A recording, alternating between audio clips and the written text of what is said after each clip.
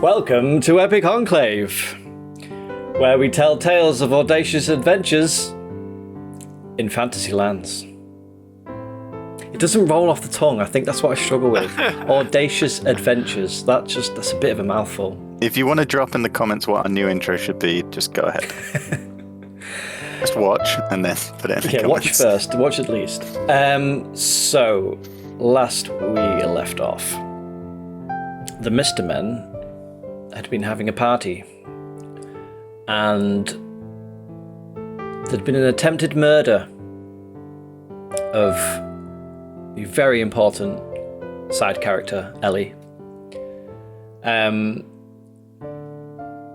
the session involved trying to decipher who done it, or as Paikar would say, who has done this. A classic who has done this. A classic who has done this.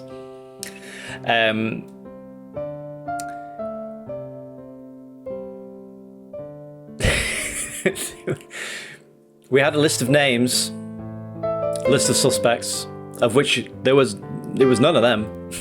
It was unnamed maid number 2. But it was a frantic episode full of intrigue, comedy, and Cold-blooded murder, drama, emotion. It had it all. I loved it. I digress. Ozzy was going around in a highly emotional state, accusing people, attempting to kill them. Styles, as ever, on it.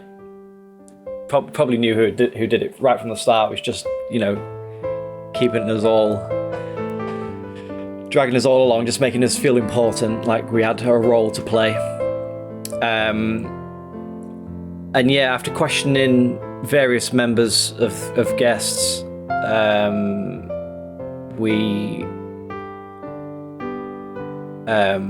discovered it was one of the maids who they began questioning, torturing, and Morley, is it? He ended her misery. But yeah, Ozzy, in his inquisitive nature, may have killed an innocent old man. Did. The body of which was thrown into the hole.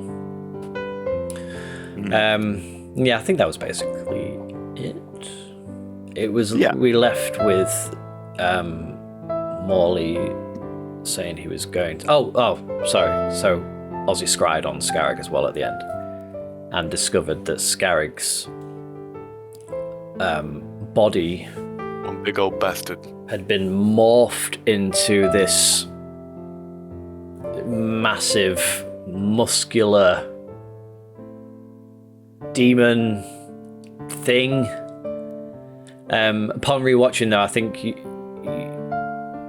the maid said that he'd become a vessel for Pyremus, so maybe it's like Pyremus himself in his true form, but through the body of Scarrig. But he has an army of worshippers at his feet, and he actually interrupted Ozzy's scry, staring him in the face and confronting him directly before kicking him out of it. And that was basically as we left with Morley and the evil scroll thing that we have, and him going to decipher it, I believe. Indeed. And that is where we left off. So Morley had asked you to regale your story. You had piqued his interest. You had... he had become involved.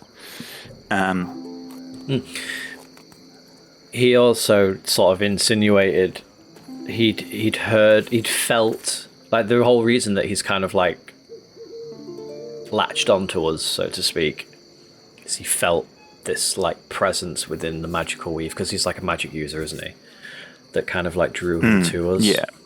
You felt a disruption in the weave the previous night, which coincided with when you obviously had your battle underground with the leader of this sect of the Brotherhood. And now the house is quiet. The guests have left, and the party is no more. You feel the cool air of the evening as the large fires in the dining hall smoulder, unattended by the staff.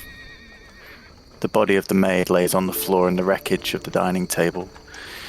And after regaling the start of your story, starting all the way back in Saltmarsh, what feels like eons ago now, and technically is with the time you spent in the Fae, I think he listens. I think it would be quite emotional telling the story, certainly from Oz's point of view, going back to the beginning and reliving everything that they've kind of gone through as a party, especially with Scarrick. Well, you've just started when Morley lights a long, thin pipe and puffs a large smoke ring before saying, gentlemen, you've told me the beginning, but I think it's time to leave. I have a funny feeling your party may have piqued the attention of local law enforcement, and we don't want them getting in the way of our work. Follow me. I wouldn't worry. I He paid him immediately off. steps up.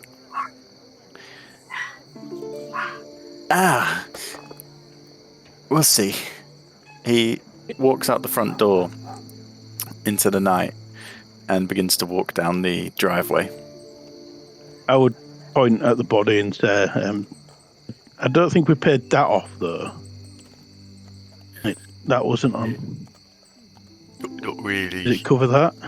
Fuck Yeah, I that believe bitch. if the law, Stick the her, law in get. stick her in the hole with her Right. accomplice.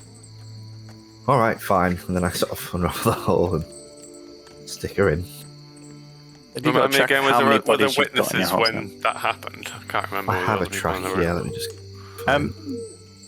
Yes, there were. Everybody left. When I think we kicked them out, didn't we? Before? there was the big fight, wasn't there? And then, you kicked them out. There was still the waiting staff. Yeah, that we kicked Who them. were sort of around in the we corners. kicked them out as we were like tying her Yeah. up.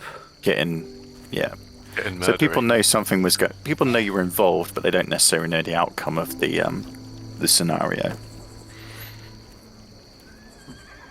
So you place her in the bag. Do you have a record of how many bodies you have in the bag? Captain Yeah, so Picard? I've got 8 Scarlet Brotherhood bodies. I've got the body of the old man, and now I've got the body of the maid. All the bodies. That's 10 bodies. It's getting smelly in And there. all the loot as well, or did you get rid of all loot? The smuggler's loot. Yeah, that's all in there too. Why not? Yeah, okay. I'm just keeping track. So can I ask? Yes. Morley. Did you suggest there that we told him like our beginnings? You've only in started Saltmarsh, telling the beginning, and yeah. then he cut us off. You said how you've met together. Okay. You said, I'd say you probably got up to the bit where you're saying we were about to go to the haunted house, and you were thinking back to the beaver, and he's got up and left. Okay. I always think back to the beaver. It's hard not to. Yeah, Gert, obviously, you've never. The story has just started, but you're also intrigued by this because this is something that you've heard bits and bats of the adventure over the time you've been with the party, but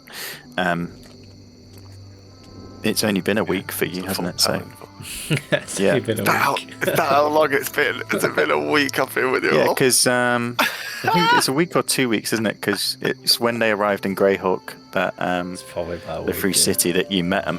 Yeah, it's about a week. It's Yeah, not been long. Whoa. it feels like I've been here forever. Yeah. What do you wish to do?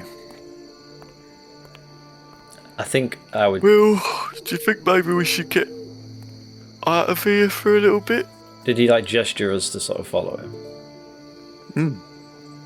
Oh, you did? Yeah, Yeah, Oh, he said follow we should along. follow him. Yeah, Oh, yeah, I think we should follow him. Yeah. He knows what he's talking about. Is there anything you wish to do with the house before you leave, or just pull the door to? I'll maybe do a little bit of craft Firebomb. stuff and sort of vine up the doorway.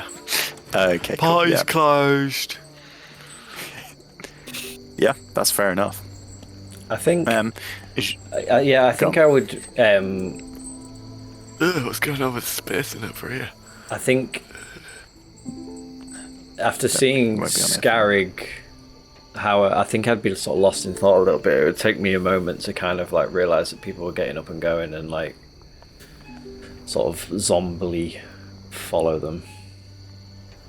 Yeah, you're still. We'll say time that's passed from sort of last session to this. It's been maybe half an hour, 40 minutes of just sort of coming back down to a point where you can discuss things, and everyone's tense after the Coming back down. yeah. But you begin to follow him. Your emotions are mixed. Your emotions are. Some of you don't know what to feel. As you head out into the cool air, you see Morley at the top of the drive, just a few meters in front.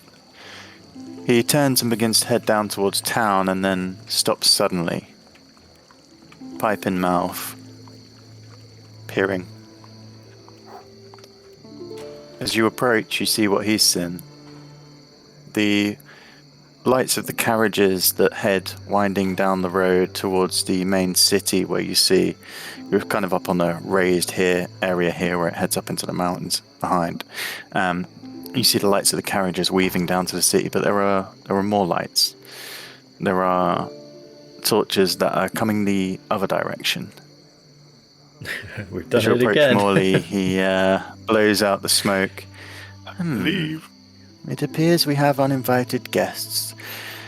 Never mind. Here will do. I paid one paid moment, off please, the gentlemen. the Yes, I heard you the first time. city watch. So who is it? More followers of well, Pyremius? I'll kill them all. Ozzy, I'm just trying to concentrate. Maybe not now, pal. One moment. Let him do his stuff, you know. Ozzy, I think we should get out of here. I run to the crowd. I don't think we've paid off from Styles, please. Just one moment. You see he begins to cast magic, his hands forming the arcane symbols in front of him. After I begin. a tense... Gone.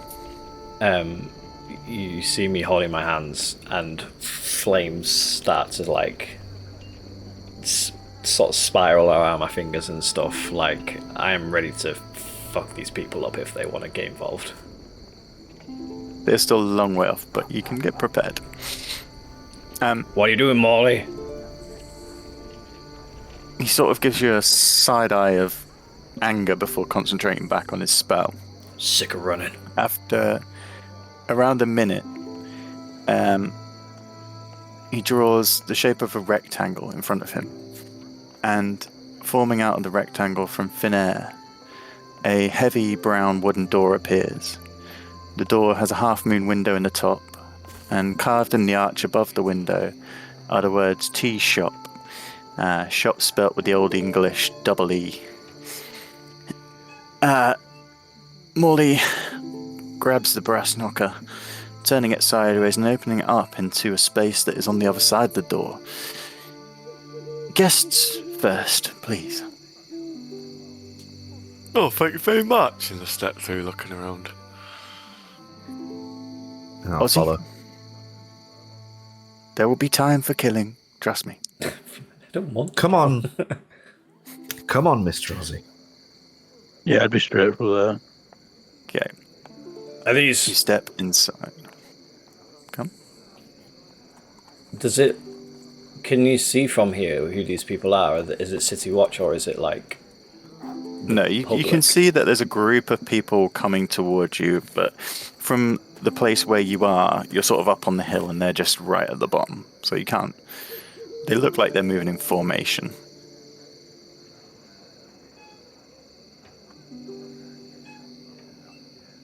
You head inside? Yes. Come on. Morley comes behind you, closing the door and turning it, and as he does, you see where the window outside showed the city street. It just turns into an ethereal colour. And the sounds of the night fade away. Ah, much more comfortable. Please, gentlemen, come, take off your boots. Sit, I will, get us some tea. You That's very kind. walk into the space that was not there. You are in, what seems to be a small courtyard. Stone walls rise up on either side, and in the stone walls are inlaid stained glass windows, these small arched windows that you'd see in a church. The colours in the stained glass seem to have light coming through them, shining colours on the ornate furniture and decorations that line this cobbled floor.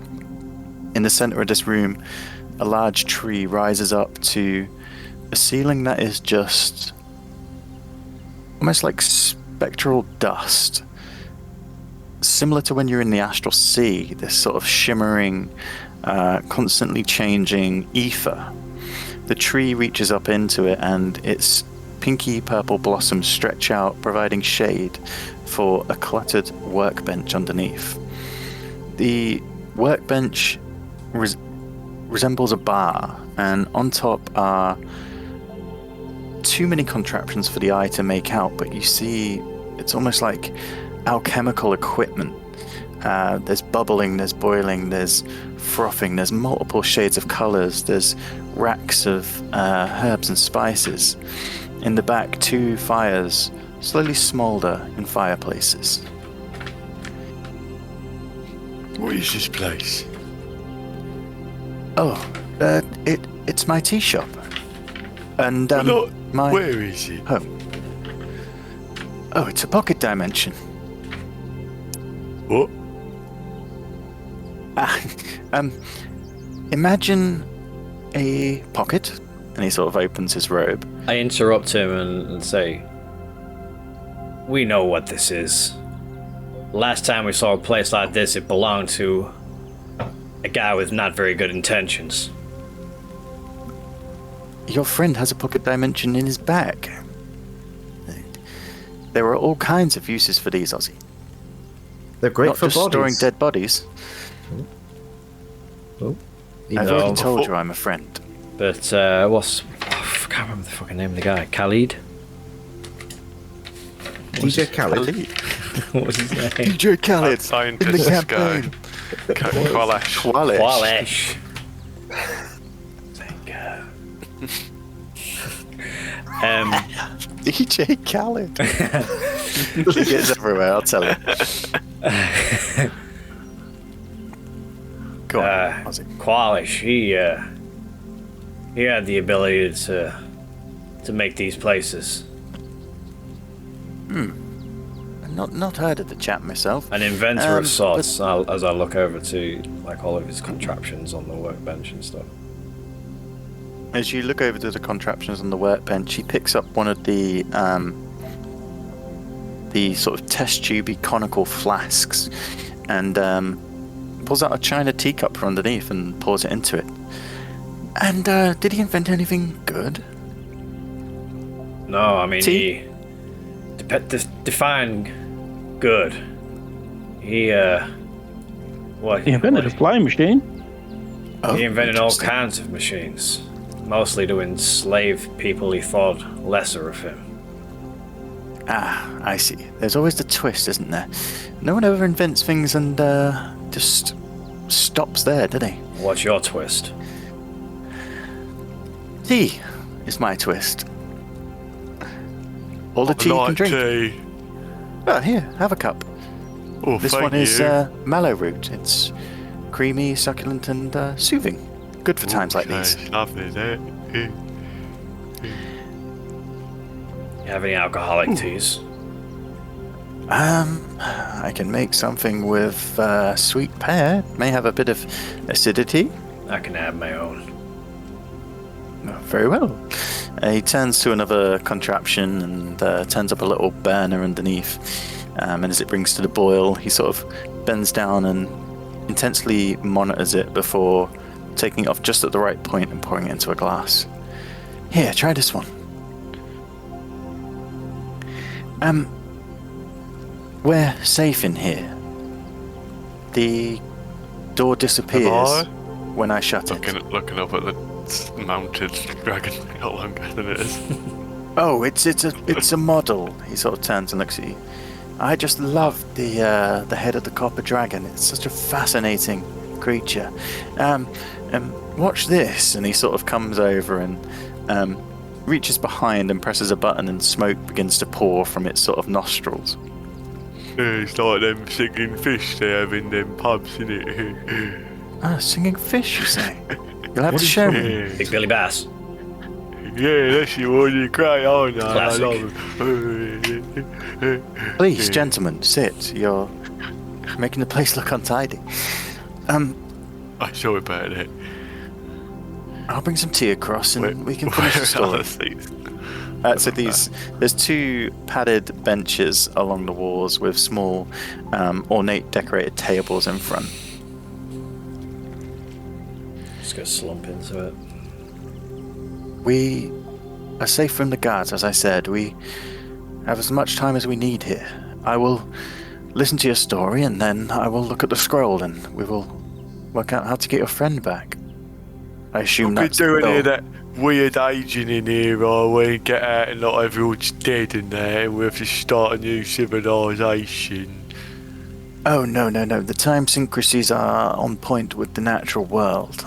It's good. It's always best to ask when you go into these places. Indeed, it's good good practice. That is good looking out, Gert, actually, because it seems whenever we go to these funky, weird places, time does seem to slip all away. my friends are dead. Oh, I'm sorry to hear that. Yeah. A lot of mine are as well. We're not dead And not yet. all at the correct times. No, not my new friends. Yeah. Quite lucky, really. Spectacular. You might be lucky. Well, up to all the murdering, I thought the party was going quite well. It was a good party, wasn't it? Yeah. We do throw a good party. I must apologize for my reaction to the lady. You had no right to take it from me. I kind of do have a right to take her from you. This is my city, and you are travelers. If anything, I have more right than you. And Doesn't matter where we were, she was there to kill us. yes, She's part and of that's why I killed her. the group that took our friend. I wanted to be the one that did it. There shouldn't be joy in killing This is good tea, people, by the Ozzy. way. I'm just putting it out there. I'm glad. But there shouldn't be joy in killing people, Ozzy. It's a necessity sometimes, like when you have to overburn the tea to get that rich amber taste. It's I take a sacrifice. It's I take no joy in killing, believe me. well, that's good to hear. Because that means you're on the right path. And if I am going to help you, then we need to make sure we're all on the same page and path. Now, why don't you finish that story of yours?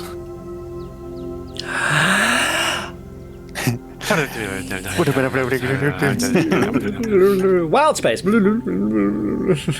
A beaver. Time passes. The kebab. A war. Do you choose to regale the whole story? No holds barred. Yes. With Then- embellishments that make Packard sound like the truest, most amazing hero. Well then, over the course of the next few hours, after many cups of tea, food provided from a small kitchen at the back, ale or wines if wanted, and arguments between the rest of the party and Picard about how right he actually was.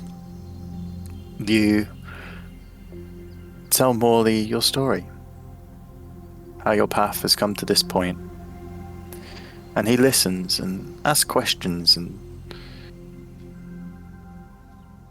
is not shocked, but still in awe of the things you've achieved and done. It's clear when you talk about the Astral Sea, it's something that he possibly knows about or has read about or maybe even been to. But he's still impressed that a group of people like yourselves have had such a journey. And then you come to now. Such a epic journey you've been on. All the more importance to get your friend back. I will look at the scroll and I will see what it says. It will take me a few hours. But through the door over there, and he points to the side of the building, there are beds and chests. For the foreseeable future, consider this your second home. If you wish. How do we Nice little get restaurant sound in like and a good out? idea. Well, one at a just time, ask me guys. The in and out is simple. When we are ready to leave, we will open the door and we'll be exactly where we left. Oh, that's good, isn't it? Can you make it appear other places? Unfortunately not with this one. That's a bit of a different skill. Wherever I place the door, that's where we'll come out. But we can peep through the window. Would Check the outside. Is the door there for all to see? No. As soon as I close it and turn the lock, it disappears. Quite handy, that. If someone was to leave, could they come back?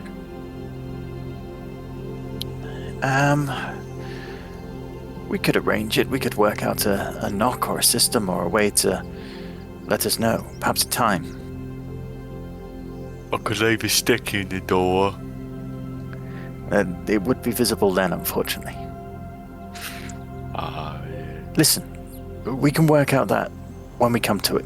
We don't know where we're leaving to yet. Ew. Well, I will, if you remember when we got to the bit in the story where we were told exactly where to go, at the edge of that yes. forest. Yes, the town of Queen's Crossing. That was the We'll one. head there shortly. I need to read this scroll first. I need to see what we're up against. And I think we'll all benefit from that. That does sound like a good idea. Well then, make yourselves at home. If you can entertain yourselves for a few hours, I will work on this. What time would it be now? How long do you think it would take to regale your tale? An hour, maybe? 2-3 hours? Depends how much detail we went into. You can decide as a party. I think It's about better half 2, 3 were it. Yeah, by the time Yeah, at you've least. had the time come out, it's early hours of the morning and your bodies are tired. You've been up all night partying and murdering. Party rocking. And, A rest could do you good.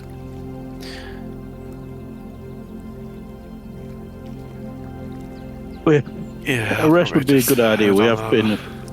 full on it Oh. since we got Look, here. Captain, there's a little bed for you too. Oh, I popped that one there for Ellie. Since you're Oh, coming. yeah, that makes more sense, I suppose. Yeah. How did you know we Space. I can change it. There's a room in the back I called the multi-room. I just change it to whatever I need. It's set up with planets at the moment, but if we want something else, we can change that too. Can we make it the deck of a ship? Can you make it a brothel? I like to keep the essentials here. What planets? The tea shop, of course. No, the tea shop. I could make a ship room, possibly. Brothel, perhaps. You have to bring other people in, which I don't think is safe at this point. You said about the last lady you slept with, and she ended up with a hole in her chest. So perhaps we keep the group tight. Between us, yeah. Oh, yes. Well, Tight, yeah. no, not that. How long does it take The you to network. make the room into something? We have to leave, and then I cast a spell, and then it's there, I believe. Right. I've had it in this layout for quite some time. And it can be anything. There is constraints to size, but yes, I can change most of the things inside.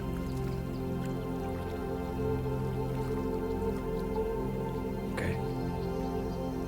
Good to know. A Don't ship look will so do fine. sad. It's bloody magnificent. Yeah. Right. He's just on a Debbie sorry, Downer because you're of all the tired. murders he's done.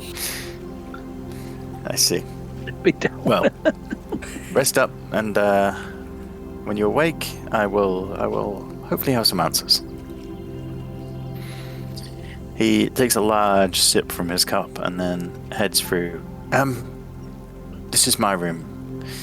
And as he walks through and sort of shuts the door, do knock before entering. It's common manners.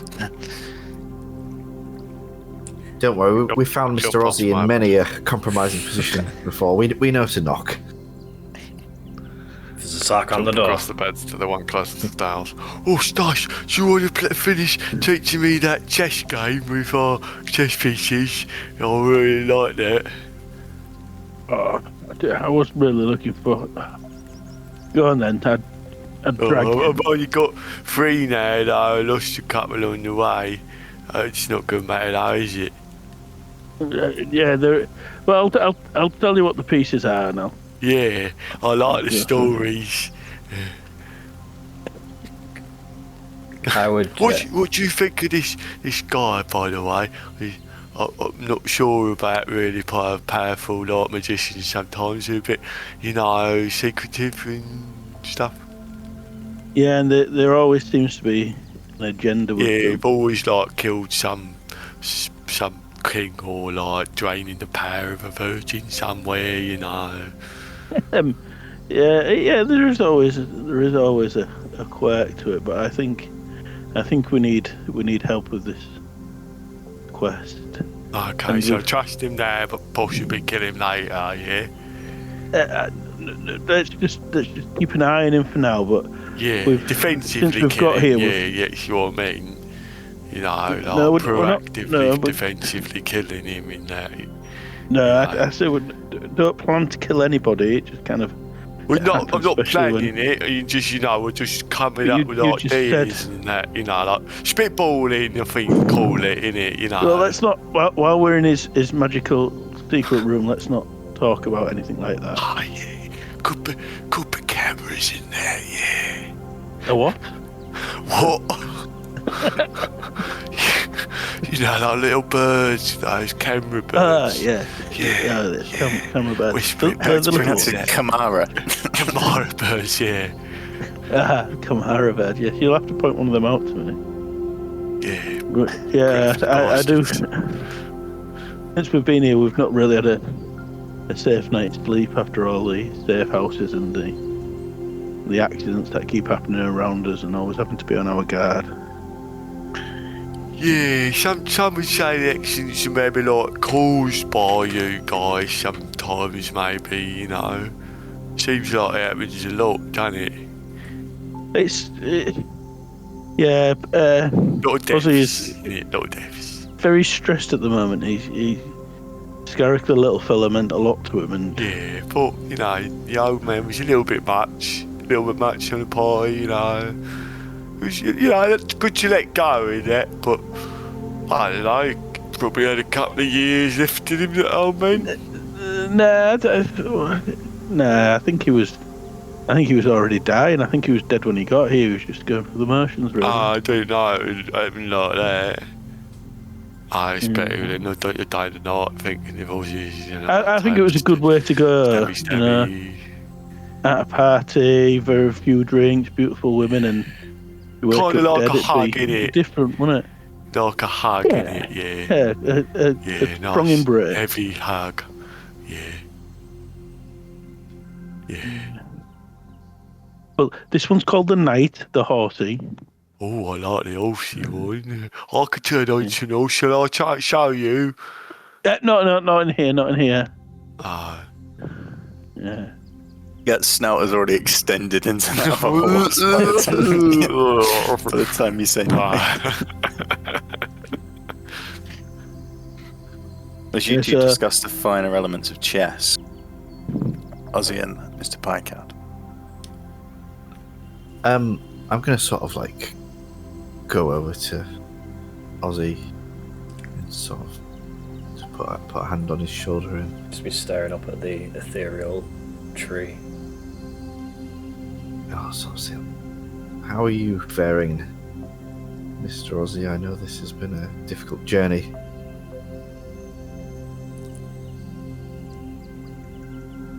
It has been a journey, hasn't it? Yes. Going through everything, talking through it all like that. It feels like a lifetime ago that we met you on that beach, and yet it's only been about 3 weeks.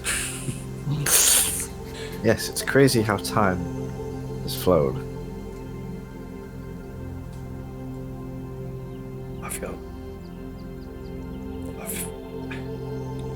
I feel sad, man. Why sad? 'Cause I want my friend back.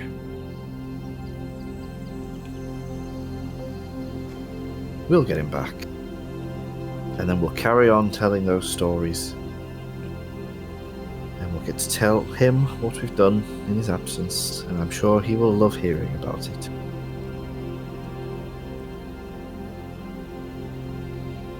Do you think some people in this world just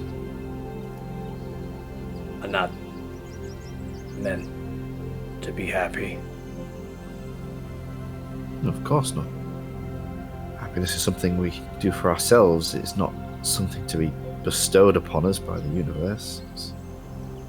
It's on us to find the joy in the everyday. I do try to live life like that, you know. See the joy in the little things, you know, like shagging and Yes, I've noticed. I've seen your bed sheets. playing music, and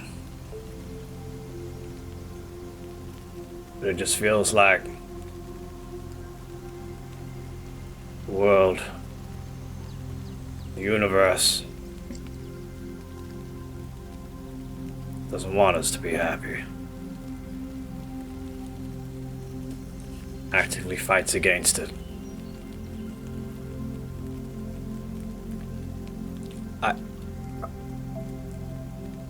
I see why you might feel that way, given all the terrible things that have happened to us, but, you know, you must think of all the wonderful things we've seen and experienced. You know, we've been to space.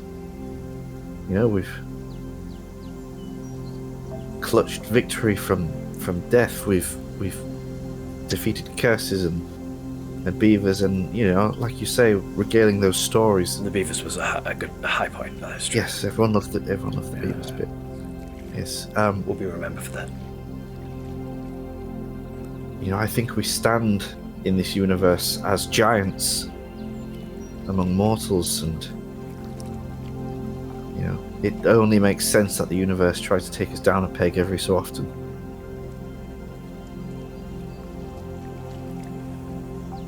I guess when you put it like that. Yes, everything is heading towards balance. I don't know, man. The Scarab I saw.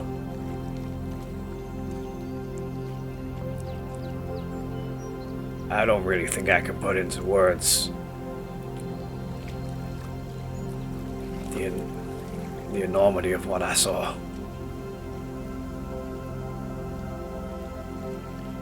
I really hope he's still in there.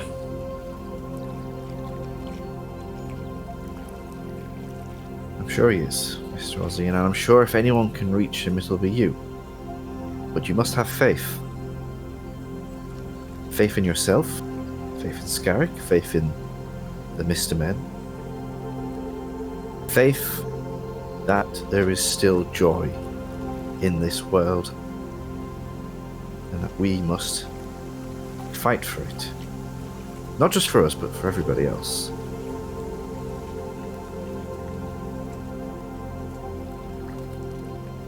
Standing up for people that can't stand up for themselves.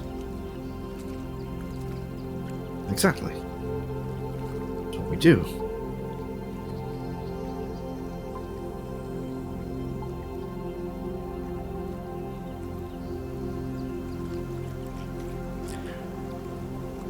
I'm really glad you washed up on that beach that day. Oh? And I Why's want that? well, just the journey we've been through together. I want you to know that if it was you that had been taken and not Scarrick, I would be going after you with the exact same determination and fight. Oh, I don't doubt it. But also, if it was you, we would be doing the same.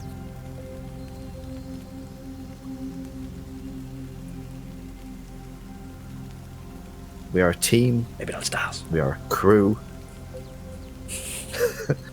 We are a family. We will always look after our own.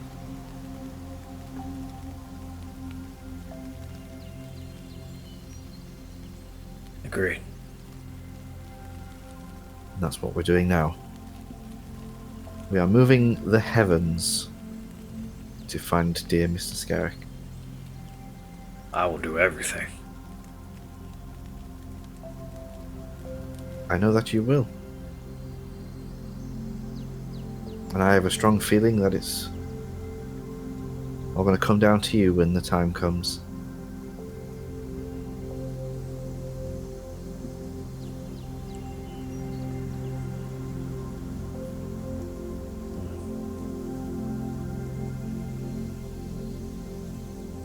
Just make sure you're ready to bear the weight of that burden.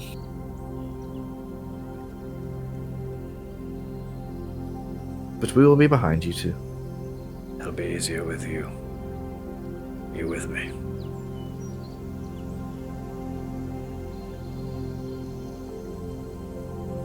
I pull out some parchment and start like sketching, drawing, writing. I sort of back away and sort of like wander off around the room, looking at all the objets d'art. Yeah, there are many, many tea sets of varying types and ornateness. And he's shown you, Picard, at the back of the room there is a large library. And obviously the room next door set up with the planets. And he has given you free roam of all the elements of the tea shop.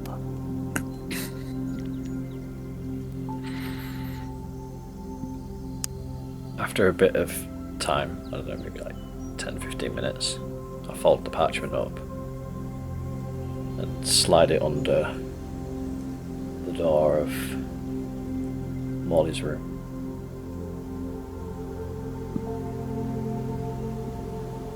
He is, unbeknownst to you, engrossed in the scroll, several large tomes and ledgers open. A small set of silver glasses at the end of his nose, tracing the scripts. His ears sharp, hear the sound coming underneath the door, and he turns, slowly walking over to it. He picks up the parchment and opens it.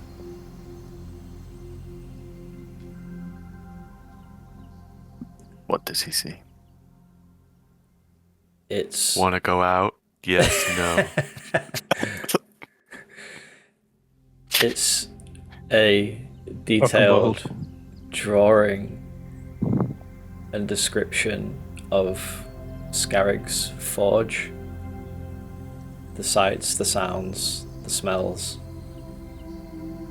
and just writes at the bottom, "Can you please make this?"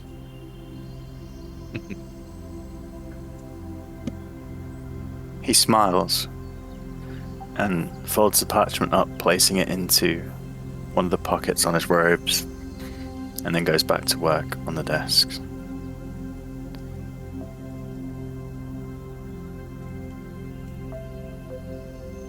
And You then, turn in for the evening. yeah, after just being sort of in awe of this tree for a bit, I'd eventually get up, give a nod to Picard as I walk past, and go into the bedroom. Would those two? Would you still be up, or would you be asleep now? I would like We're to think we probably- was arguing over chess moves. Like, no, it can jump over one, but it can't Board jump flip. from one side of the board to the other. Yeah, but It what can if just it look- like does like a side flip and like spins No. while it jumps? Like watch, look, and I just fling it across the room. See, like it can do whatever it wants. No, but they're not the rules. The game has rules. Well, You need yeah, to follow but, this like- discipline. It could bend rules like you two guys do. I'd walk over yeah, and, but Because no one sees ya. while Styles is like mid-sentence, and just like put my hands around him and just hug him. Oh, it's cute, isn't it? Yeah. And then pull away and Oh, just shit. give him a nod, and then go to Gert and do the same. Don't make it weird. Thank you, Ozzy. It will be okay, Ozzy. We will get him back. Yeah. With us And, all together, Come on, Gert. and then Let's rest, and Head over I'll to the split the pieces up. Let's there. wrestle, alright. And I like No, jump rest. across the bed on him. Get off me! No, rest. I'm tired. I rest. Oh, sorry. Turned my headset down a little bit. Ellie climbs out from your clothes, Ozzy, where she's been wrapped to your body since the ordeal last night. But feeling comfort in this place, she clambers off your bed into the smaller bed and sort of snuggles on top of the miniature duvet and pillow that are there. She begins to hum quietly as she falls into a deep sleep. Picard, what do you do while the others rest? Ironically, you don't have to watch tonight. What do you? not like he ever does anyway. Oh, come on. Ruthless. He tries.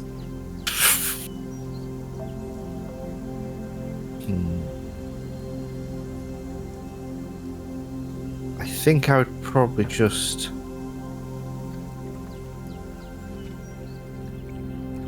I feel like I would just do laps of this tree in the middle. Just at a very slow pace, just walking A around it. monotonous plod around the Yeah. tree. Very well. You sleep, and you all gain a long rest. Which would be around 8 hours, is it you need to take? 6 hours. 6 hours, okay. That's fine. It's 8 hours if you like watching and stuff, I think. Yeah, breaking up with watches. Oh no, So 6 sorry, hours, it is that's fine. 8 hours long. Sorry. Is it? It just has to Okay. be At least 6 hours of of- sleep and then yeah. 8 hours of restful activity. Yeah. Okay. You awake, stretching. The bed's as comfortable as those in the high towers that you've stayed in before. The fine feather pillows, the soft mattresses, just absorbing your body and easing the aches and pains of the past few weeks. It was only a week or so ago you were battling the gigantic slime of Qualish's domain.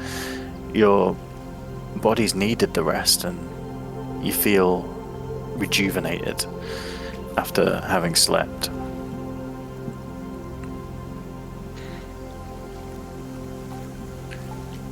What do we do about breakfast around here? Always thinking about food, Gert. Oh, I can't help it. I'm a big lad. Molly did show you last night there is a kitchen and stores and supplies which you can help yourself to.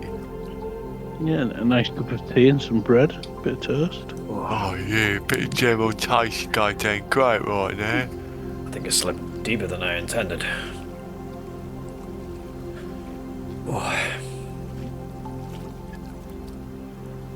By God, you hear sounds coming from their room as they begin to wake and redress and don their gear for the day.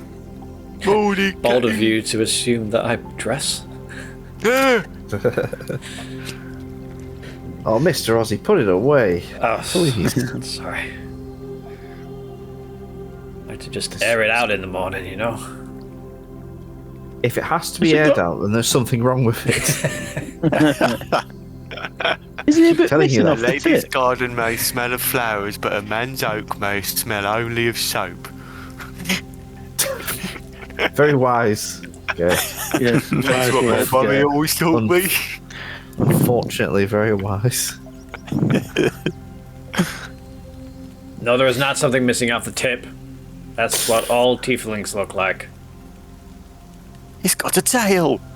It looks like a That's dog's. what I was talking about, his tail. It's very strange. You've not kinked it again, have you? Can we all stop talking about my tails? We'll put them away then. No, we're fine. If you don't want it to be a public forum, then keep it out of public. There's Molly. Right. Molly, come out of his room. Woken up. I haven't seen him.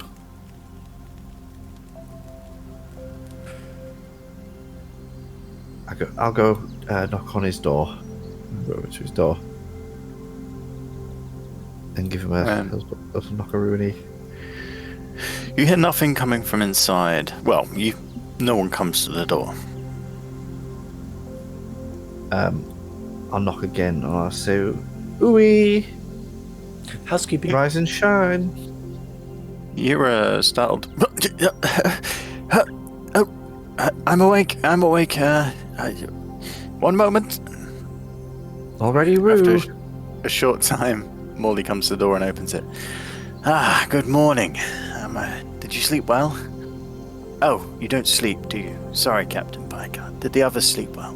The beds Yes, they were outrageously comfortable. Oh, I'm glad. It's been a long time since I've had guests, and you never know what people are like. Tea first, and then we'll discuss what I found. Perhaps. Perhaps Absolutely. something. tea Yes, In a yes. bit Help, of toast would be great. help yourself to the kitchen. There's toasting forks by the fire. Was you up all night deciphering it? Most of it, yes. I have rested. We're gonna need something strong. Whiskey? Tickle mint tea. That'll be perfect for this. Heightens the mind, calms the nerves. Yes. Right. Okay. Tea, and then we'll talk. You see him coming around the brewing station and pinching herbs and brewing different things and getting these bubbling, rolling boils, and he pulls a little tea trolley round and pushes it around with all these cups. You get yourself some food and sit at the chairs. And then after some time, he brings out a large tome. And while you finish your breakfast and sip your tea, he sits in front of you. We knew it was dangerous beings that you were delving with. Yes, we know that. That's nothing to be worried about as such. It's better the devil you know than the devil you don't. This scroll that you've given me, I can see why they didn't want you to have it. And that is a good thing. What's so special about it? This scroll is a ritual of unbinding.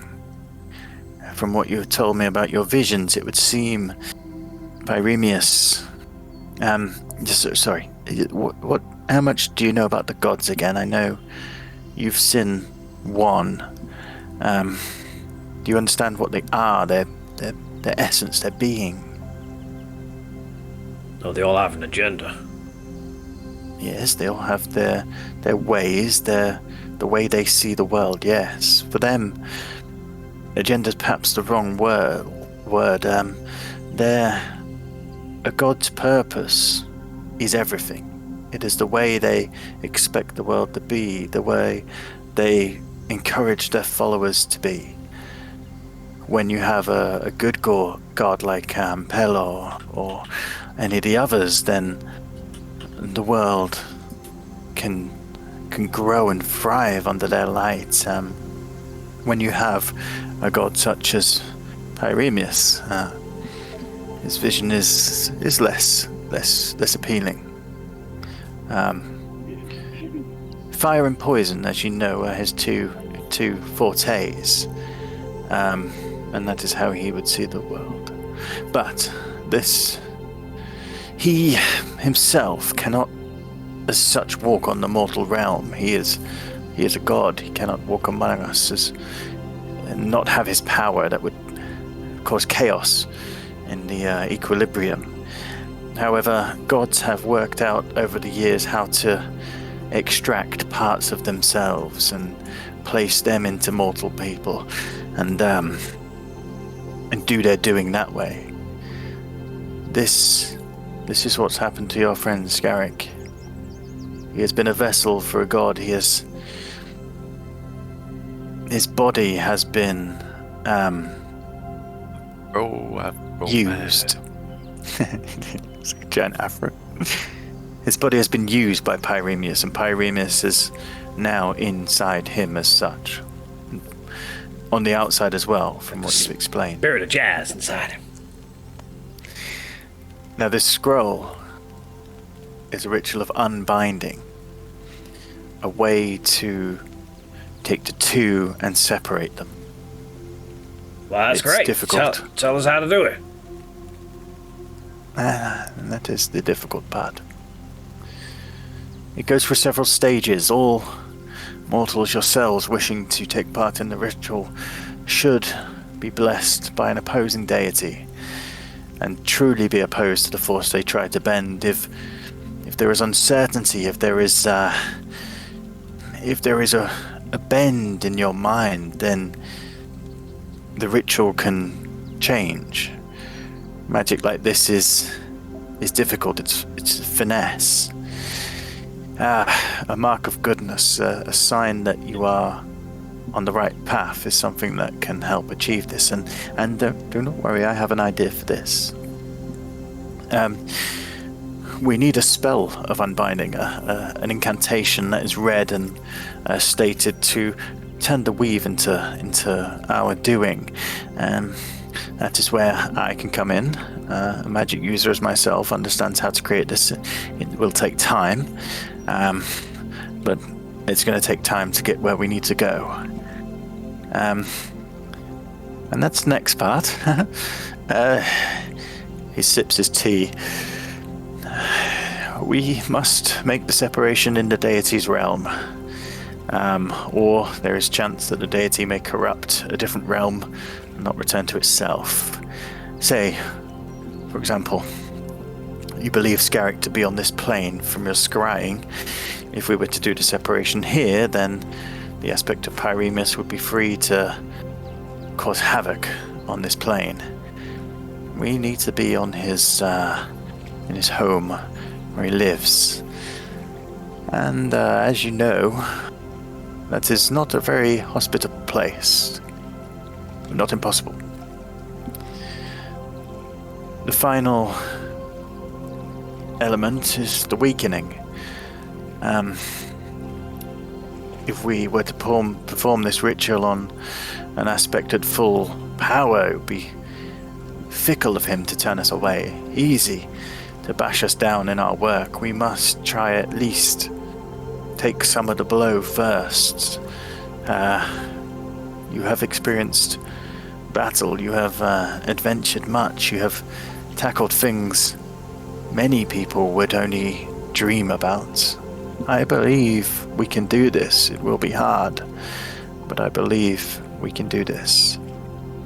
And then when it is split, that is when we must either destroy it or capture it. The aspect. And I hope that is when you'll get your friend back. What if the host, in this case, is unwilling to William Biden still work? You suggesting Scarrick wouldn't be unwilling?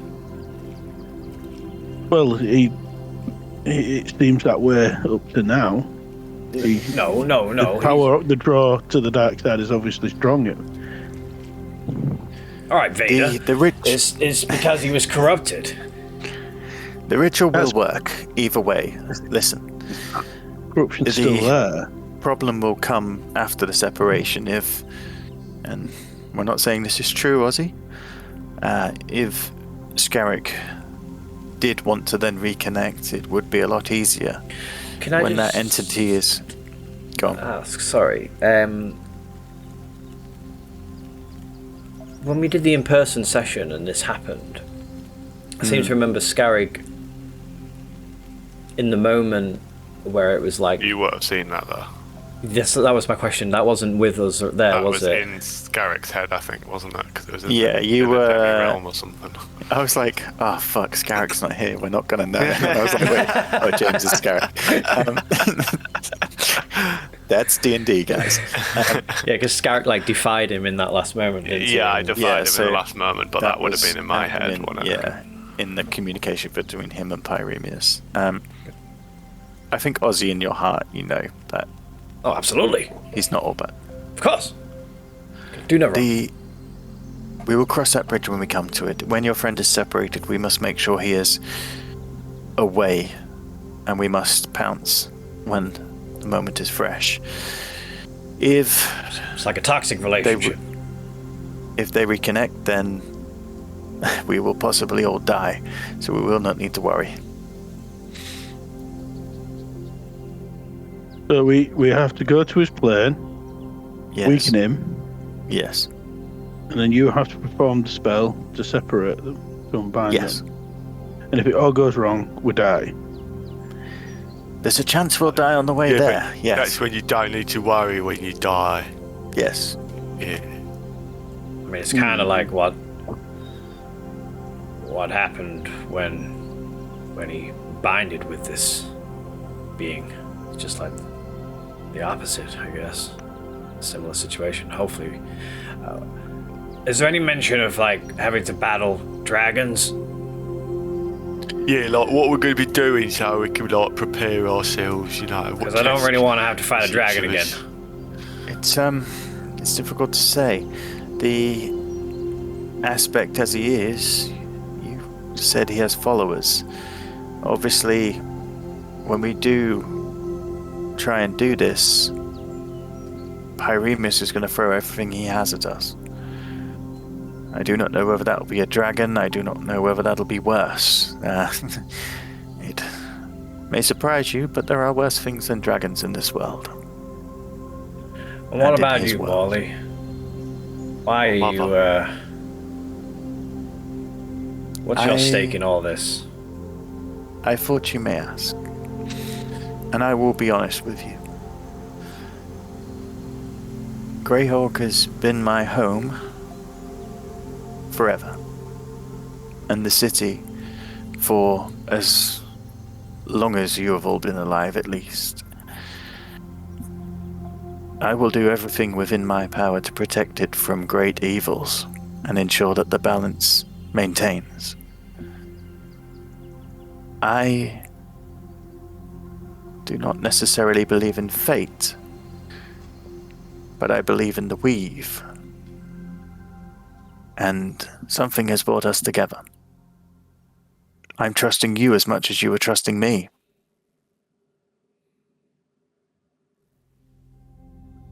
I am in this for the greater good. Inside check. Inside check away.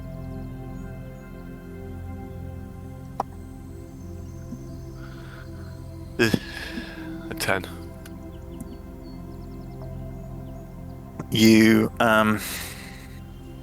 in true Gert fashion, from just sitting and listening and enjoying your tea, you recall the group inspecting people, seeing if they're telling the truth, and you practice that. You put your teacup down and you lean forward, eyes beady, staring into him. He turns to you and smiles, and the warmth as his smile washes over you, and you're like, yeah. Yeah. Yeah, good guy, guy. Yeah. Okay. I am coming with you until the end, and you must understand, there is high probability none of us will return. Well, that's what I've been telling these guys. All I can ask is that you trust me. Well, he's part of my team. I say he's a Mr. Men. Can I... You don't get to pick that. Come on. Can I insight check him, seeing as Yeah, of course. I was the one who asked him?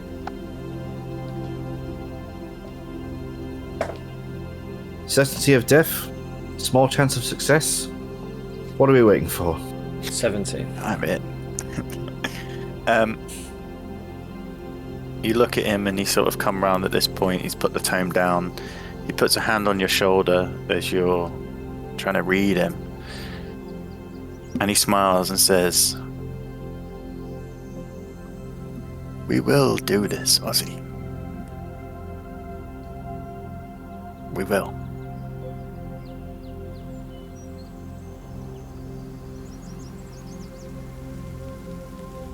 Now, the first step. The blessing.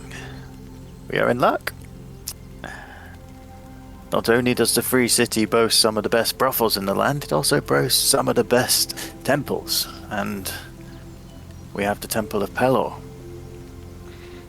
We will go there and we will ask Serana for her blessing.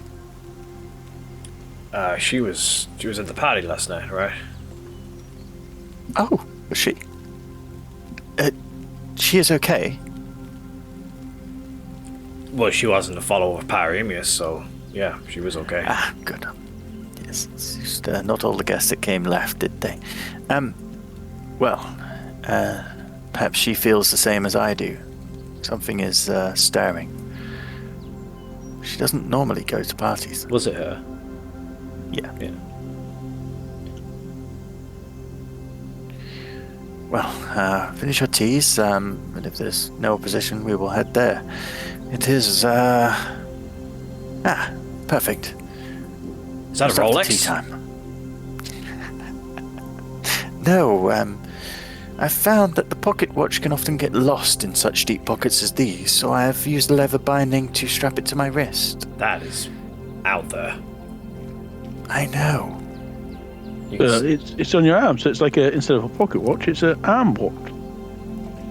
Yes. It's a little bit gauche, if you ask me. Oh, I'm I think sorry to offend it'd be you. quite popular. I think, given time, that kind of a device will be more popular than the pocket watch. I'm looking given at a time. way of putting a communication stone See into what I it did somehow, there. but I will work on it. Well, gentlemen, finish your tea and we will go. Do we have to go to church? Temple, go. It's a temple. Oh no, but like, they always make you like recite things and stuff. Are we gonna have It's a to bit boring. go in disguise? This is something I was thinking about. I will disguise myself for sure. Okay. I was hoping one of you had one of those dirty travel robes that you had hanging in the mansion. I'm afraid all my They were just clothes kind are of, too clean. left in her. You didn't say to bring any we robes. just followed you out. Yeah. The dirty cloaks you were wearing. I Last mean, night. I've got my cloak on. I mean, I Perfect. have a cloak. I wouldn't say it's dirty. I would say it's fabulous. This is a bit frayed at the bottom. That's And I the have this style. fabulous hat. It's patched, it's alright. Well, if I could borrow one of those, and Well, you're you a disguised yourself when you came to the shop, strong right? magic user. Can you not disguise all of us? Use your magic. My magic is reserved for other things, Ozzy. Well, Do you really think Well, the I don't woodbine need to brew is disguise, going to I'm brew alright. itself without my magic? We'll need that. And can you disguise yourselves or not? I'm alright, I don't Yeah, need to. Do I? I know, we do now. We all want it now. Yes, I can disguise myself. Well, you never know. The city watch might have turned up and everything be okay. He sort of just Or looks he's wanted over to at you. murder again. I want Are we to. planning on like having a battle today? I want a refund on my bribe. I hope not. My plan good. is to Shapeshift. head to the temple under the cover of night, get the blessing, and then be on our way.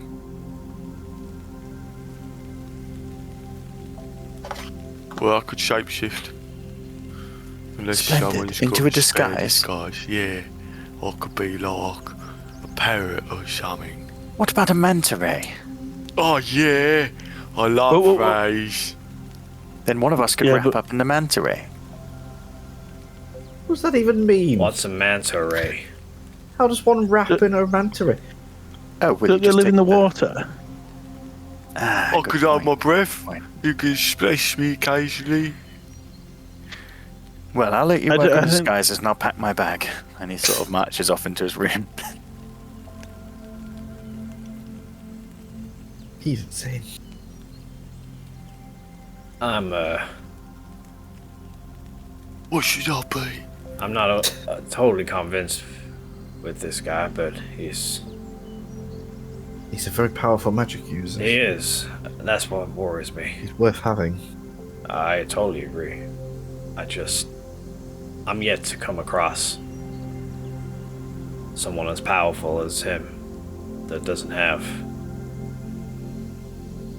you know, An agenda? an agenda. But needs must. Indeed.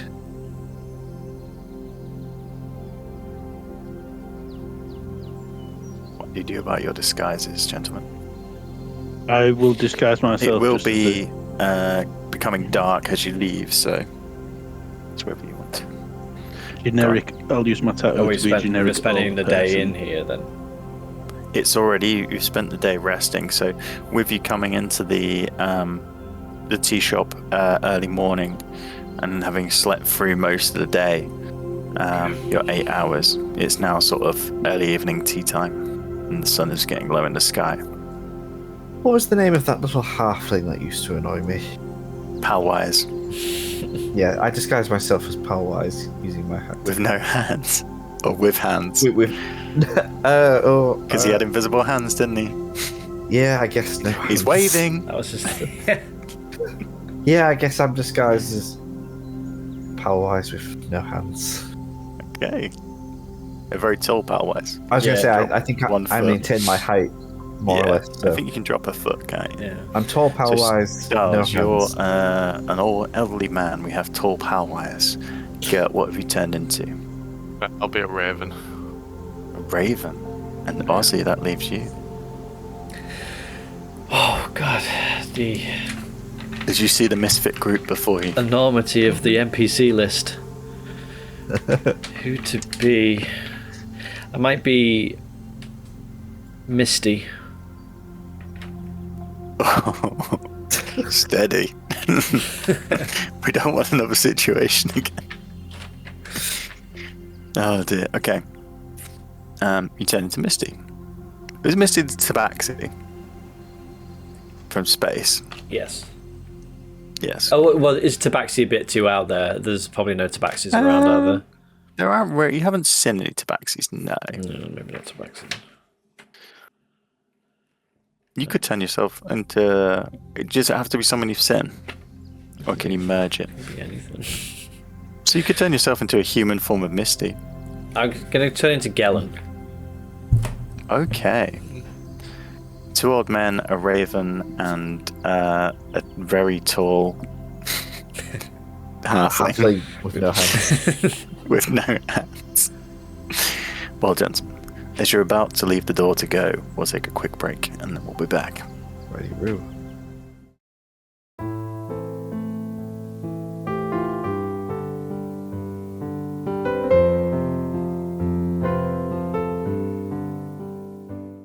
Okay, we're back. So as you all finalise your disguises and check each other's appearance to make sure nothing's too out of place or odd, Morley comes back out of the room. He is exactly the same, except he has donned a large black cloak, the hood all the way up, covering his head. Oh, magnificent. Yes, this will do nicely. You've done a great job. And where's Gert? Where's Gert? Oh, I see. Magnificent. Well, shall we see if it's time to go? What did you turn into? He comes. Is it Raven? So they've got mimicry. Nice. He comes to the door and turns the handle, and you see the window go from the ethereal sort of plane outside to the sunset of the evening in the free city of Greyhawk. He peers out, his eye right up to the glass. Coast seems clear. Is everybody ready? Oh yes. Okay, Yes. follow me. Opening the door, he opens, and the cold air from the from the evening hits you, and you step out back into the city. As you all usher out, he closes the door behind you before it disappears. But then we need to go to.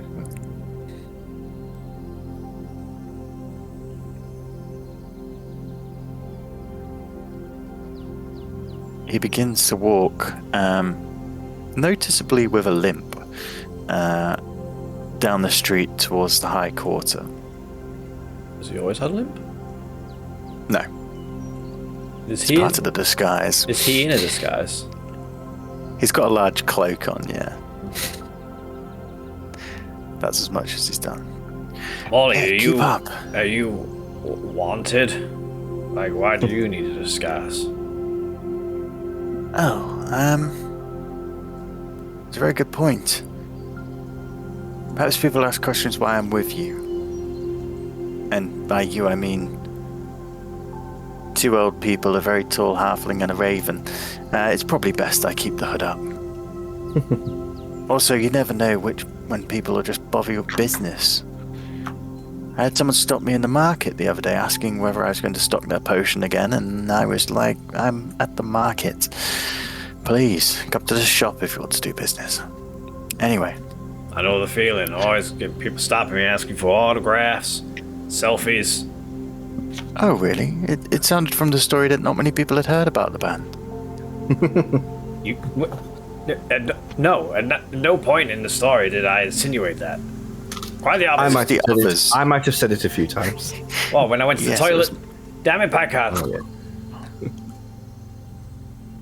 My name is Powwise out here. Yes, names, yes. We have Yes. Powwise, Gellin, yeah. Gellin. Yes, and you. My name's Jeff. Oh, was that your rat's name? Ah, interesting. What are you dressed Easy as? to remember. This guy says. I'm just generic old man. Generic old man. Jeff. You begin to head down through the High Quarter. If you turn back and Taking look, off into the skies to have a look around and just Yeah. follow from the skies.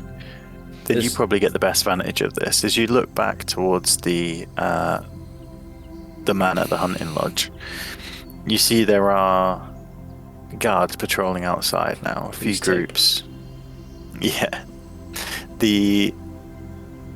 Would your vines have died by now? No, they're there. Or do they just last? You've just grown them and they just Yeah. stay. Then they've hacked down the ones that were concealing the door, and the doors are open. And you see inside, as you sort of fly over, there are people cleaning up the grounds. Servants and the guards just sort of patrol outside, but the main road seems quiet. Morley leads you down and then cuts off the main road, cutting through the High Market. Follow me, I know these streets well. He twists in between a few of the stores, which are now closed for the day. And following his guidance, you head to the side of the garden gate. About halfway along, he stops and turns. Wait, you're not going that way. Are you sure you know your way around the city? He takes you down to the garden gate, but instead of passing through, he takes you along the wall. I do. It's just we don't want to walk right past the watch house and the guard's house when, we don't want questions. This way, we'll come through the back of the temple. And it doesn't take long before you're at the familiar grounds of the temple. Obviously, last time we were here. Have any of the street lamps been lit?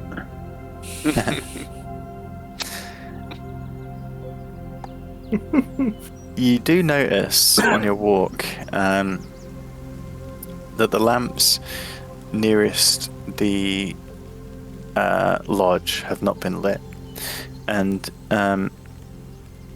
as you get to the garden gate, just before you sort of turn off, you see a middle-aged man, balding on top, in a similar attire to Thomas from last night's party.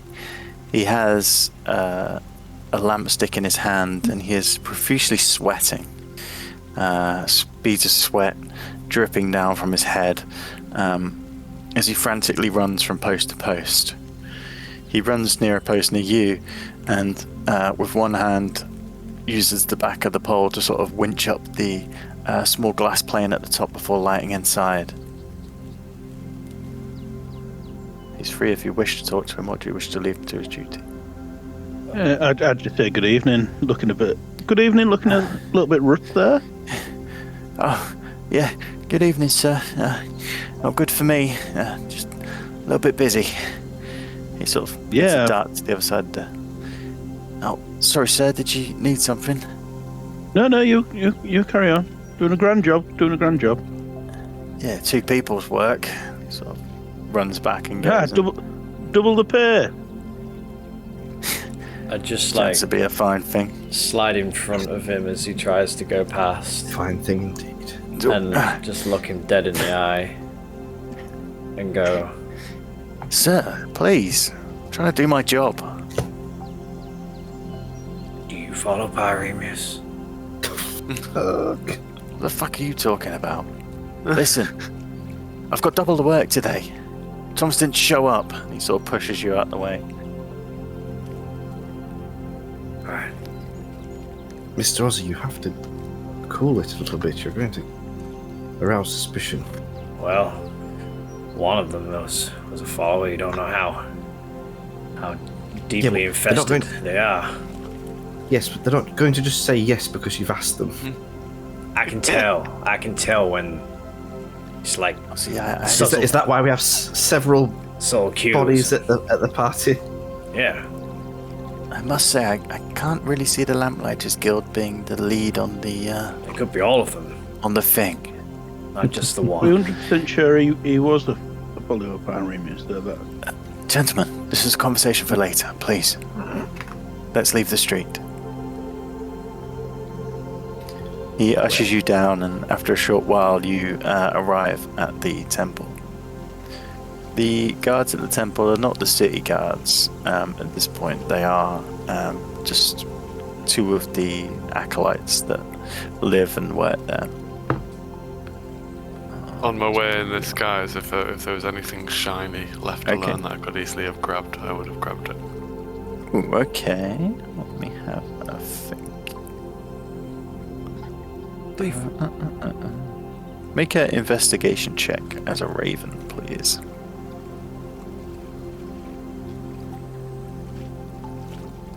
I think I actually use it because it's intelligence stuff that's me. Oh, is it still yours? Yeah, that's fine.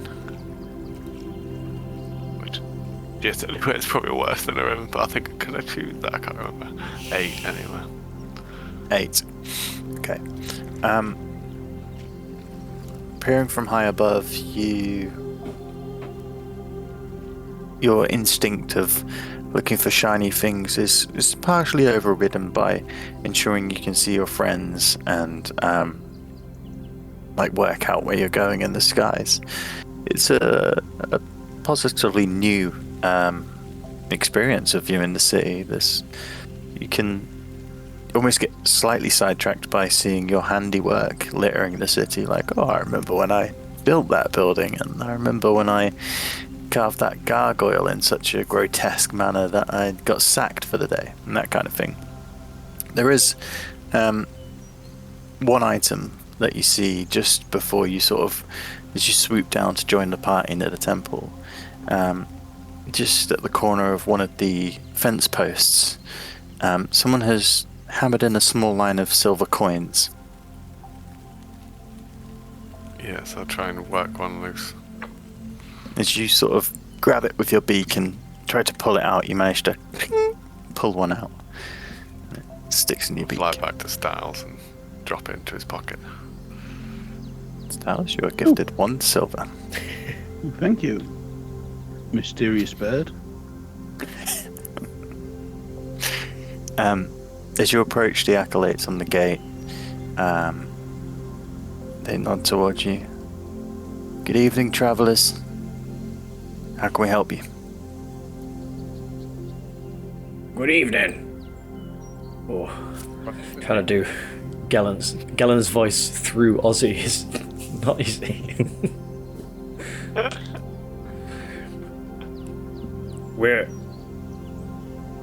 We've Molly, aren't you doing the talking? I was going to let you, but perhaps I shouldn't. Pushing forward. We're here to see Serana, please. And I'm like, do you have an appointment? An appointment? And he sort of lowers his hood. We're here to see Serana, please. Oh, of course, Molly. Come in and we'll let her know you're waiting. They open the gates and he comes in. Thank you, old boy. Did that sound like Gillen? Good evening, sirs. And It was perfect. what are you doing, Gert? Are you just flying above, over, or are you perched? Probably on just something? perched on Styles' shoulder now. Styles, as you come to the guard's like, is this bird with you, sir? Yes, I'm short-sighted, and the bird gives me directions. I see. I'm afraid he won't be able to go in the temple itself. We had Why issue ever not? once where... Well, we had an issue once where pigeons got in, and the cleaning was... You're saying my companion's a common pigeon? It's a raven, old no, boy. Sir, I can see it's a raven. It's He is just well unfortunately trained. all birds shit the same. This one does not defecate willy-nilly. Right. Please. We'll ask Serana. Look here, and I give him a few silver pieces. That should cover any mess that he will not make anywhere. And I start walking by him. Make a persuasion check, please.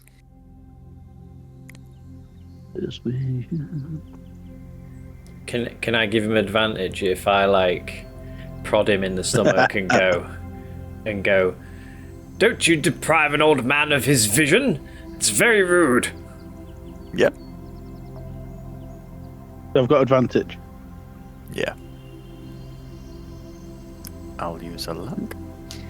Yep, so 7 both times. 7 both times. God.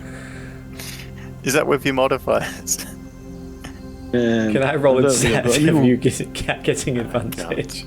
That's really high. That's it. He's done it. God damn it. He sort of looks at you. We'll let Serana be the judge. She is the high priest of the temple.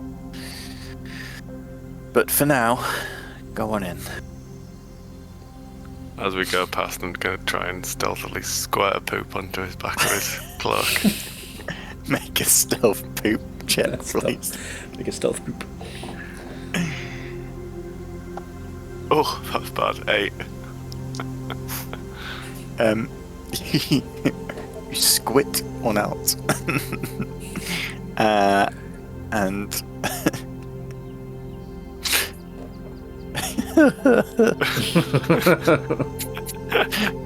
just thinking, because you use the bird's stats, would it also use your anatomy? But no, that'd be too much. Having not controlled the excretion of a raven before, or at least not had the ample aptitude to learn the defining skill that it takes for a bird to aim a defecation, you miss, and unfortunately, instead of hitting the cloak, it hits the guard's hand. His other hand instantly goes to it as he looks up in shock and horror. He turns to the other one as you begin to walk away. It's good luck. And he's like, I said it was going to happen. I remember the pigeons last time. Yeah, I just said willy-nilly to him. Willy-nilly.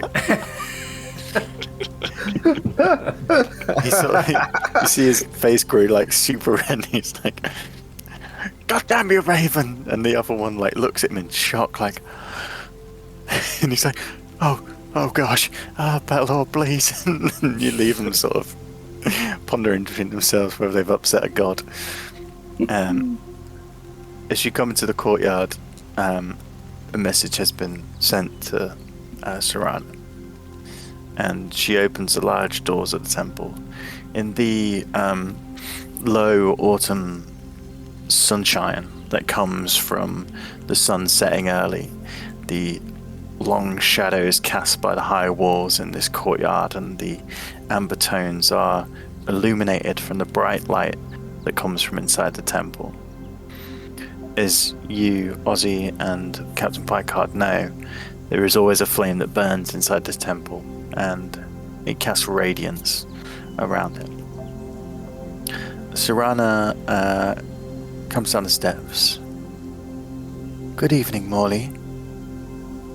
Who are these friends that you bring? He looks at her with a smile.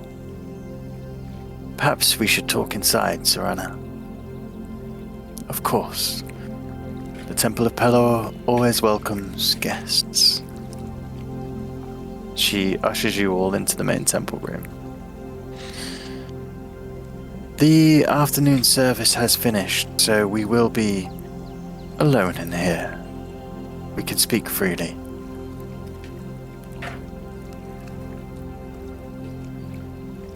She turns to you all. Do I know you? Gillen Prime Water. Pleasure to meet you, ma'am. Sort of shakes your hand, and Morley turns to you. Ozzy, drop the disguise. We're here now. Wait, what? I extend my stump, forgetting that I don't have hands, till I say, and I'm Palwise, the tall but stupid halfling, who I hope is dead now. Actually, She sort of goes to shake and sees it's not there, and she's like, "What interesting people. Why are you here, Morley?" He turns to her. He looks at you like annoyed. I'm here with my friends, who will show themselves now. Is there no Gentlemen? one else around? Oh, No, the that temple's empty. service. I drop the disguise then. And reveal. And she wouldn't recognize you two because when you came last time, you were dressed as Piccolo and. Well, actually, I spoke to her last night at the party. Oh, you did, yeah. So she recognizes you, and she'd recognize the rest of you from the party, but not from visiting the temple before, would she? Oh, I see, Ozzy, and the rest of you. Saran, Welcome. did you enjoy the party last night? Yes, and then I heard that something had happened. We all What had did to you leave. hear out? A disturbance of sorts. You could say that. May I ask why you're here? And Morley looks at her and he's like, "Yes, but first, can we have the temple to ourselves?" He sort of eyes across at the locks on the large doors. She looks at him and her face turns from one of sort of open expression to one of slight worry. Yes, of course. I will just ask my people not to let anyone in. Is everything okay? Molly sort of pauses and looking down and then sort of catching eyes with her. We hope we're going to make it okay. The look of worry doesn't leave her face as she calls out from the door to the two guards that you saw, the two monastery workers, and asks for silence before she closes the large heavy doors and puts the large latch in place. She turns. We have solitude, if you wish to tell me what's going on.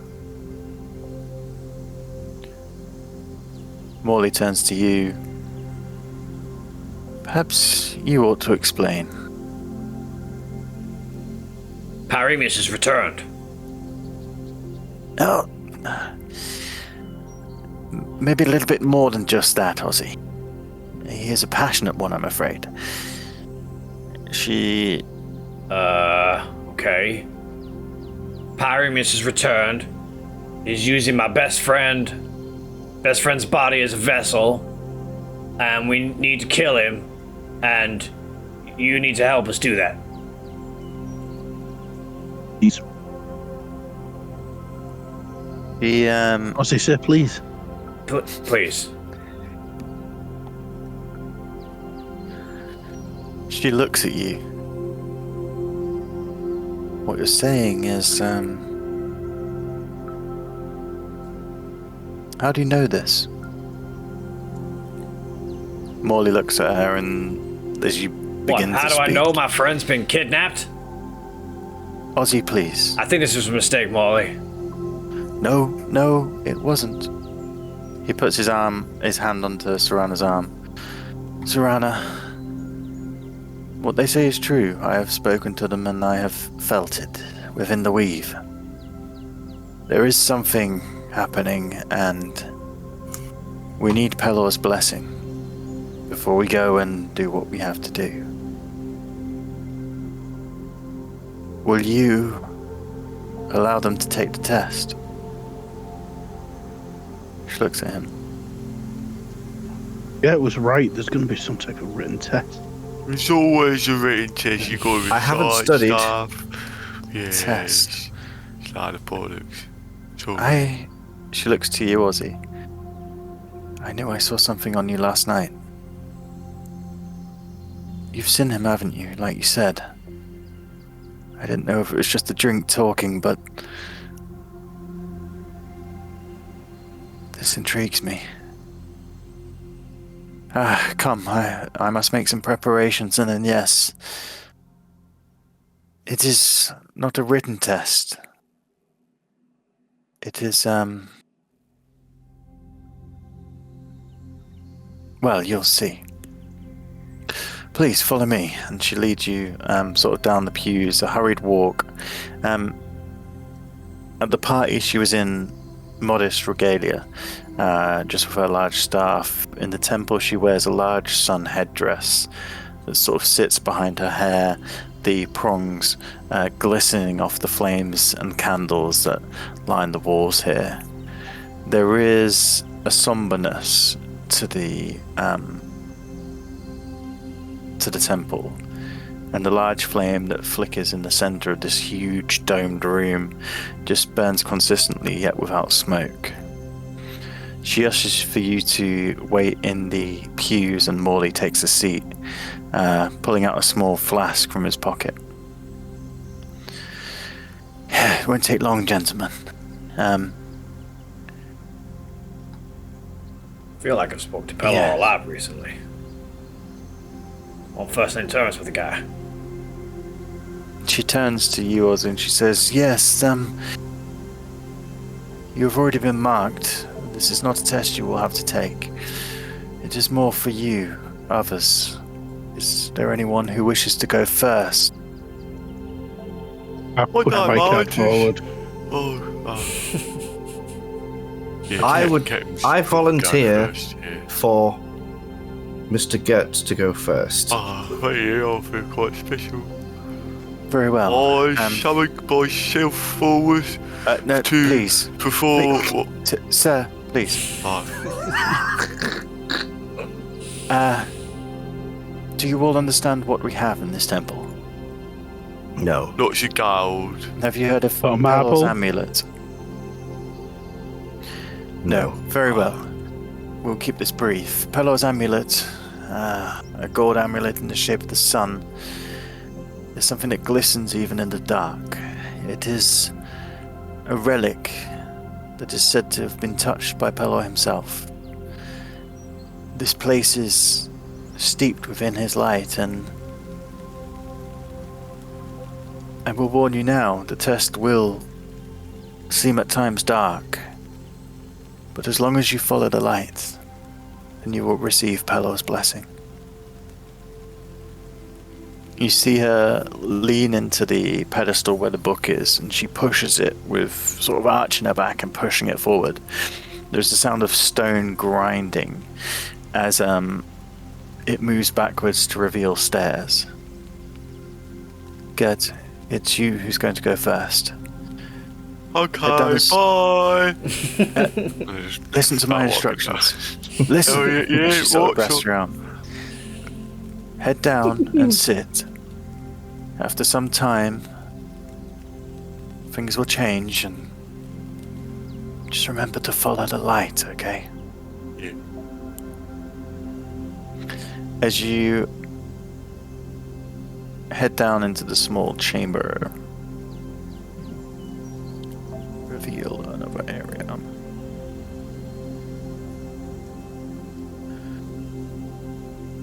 It leads to a small room, pillars on either side. There are relics and crates scattered around. But in the center there is a golden chest that just seems to emanate light. There is no other real light sources within the room. And you see in front of the chest a small sort of kneeling pad or a stool where you could place yourselves. You hear the grind of stone above you as the doorway to this sealed tomb is closed. What do you do? Go and sit down in the chest. Okay.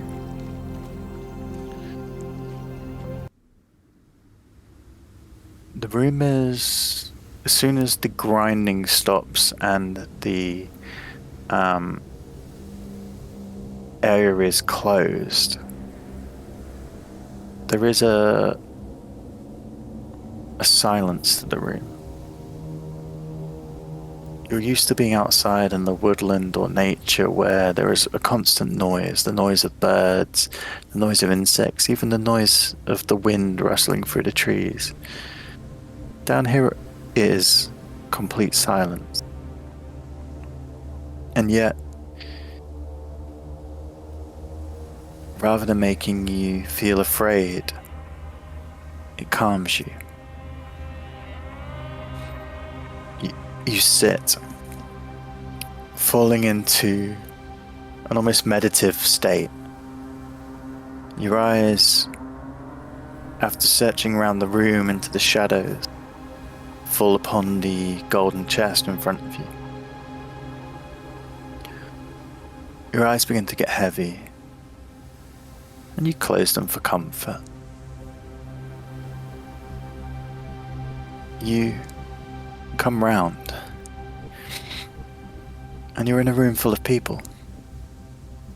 You are seated high up, overlooking the room, and on a small desk in front of you there is a gavel and a block with a large tome.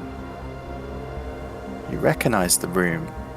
It's a city court, and you see a man standing trial before you. 2 armed guards hold each of his arms, and the man has a swelled eye. He looks like he's been recently beaten.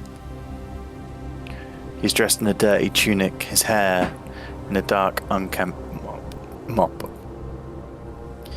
A nobleman next to you looks up to you and begins speaking. Would you like to hear the accused actions once more before you cast your judgment, Your Honor? Your Honor? Yeah. I do. Good. Right. Sorry, I was dozing. No, you've been here the whole time. Yeah, but you're going to have to just tell me again what you've done. Very well. Just let me clear my throat. Oh, God, just doesn't even question where he is. I am a judge now, yet take it very seriously. Your Honor, the accused, Piers Ravencast, aged 32, is accused of murder. It has been proved that he murdered the Honourable Henry Cranbrook of the Cranbrook estate. The murder was in cold blood with no clear motive. All the accused has stated is that, and I quote, he knows what he's done. He was a follower of Pyramus. The accused has begged for your honour's forgiveness, and evidence has come to light that while we were searching for the accused, he has helped the village of Sycamore in their recent blight outbreak. The village testifies that he's helped tend to the sick and starving, as well as help replant the fields for no extra charge or demand. This man has, it seems, tried to put weight on both sides of the scale. However, Your Honour, it is you who will cast the final judgment. What doth thou honour believe to be fair judgment for this man? He shall be a servant to the city for the rest of his days. He shall carry on performing these great deeds, but for no pay, and live on a standard wage worth of food like every other man. Your Honour, that is fair and just. That is fair and just.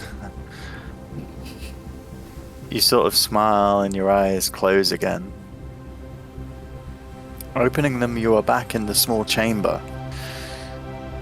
The glowing chest before you seems to emanate brighter than before. You hear a click as it opens, just ajar, urging you to reach inside. I reach in. You open the lid and you are dazzled by a pure white light.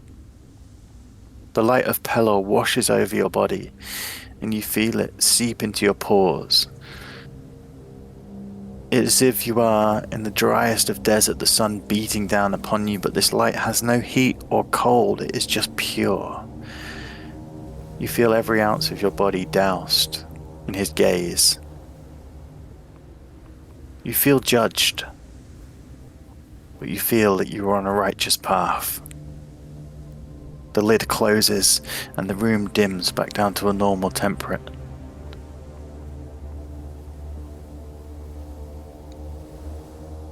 I'll go back up.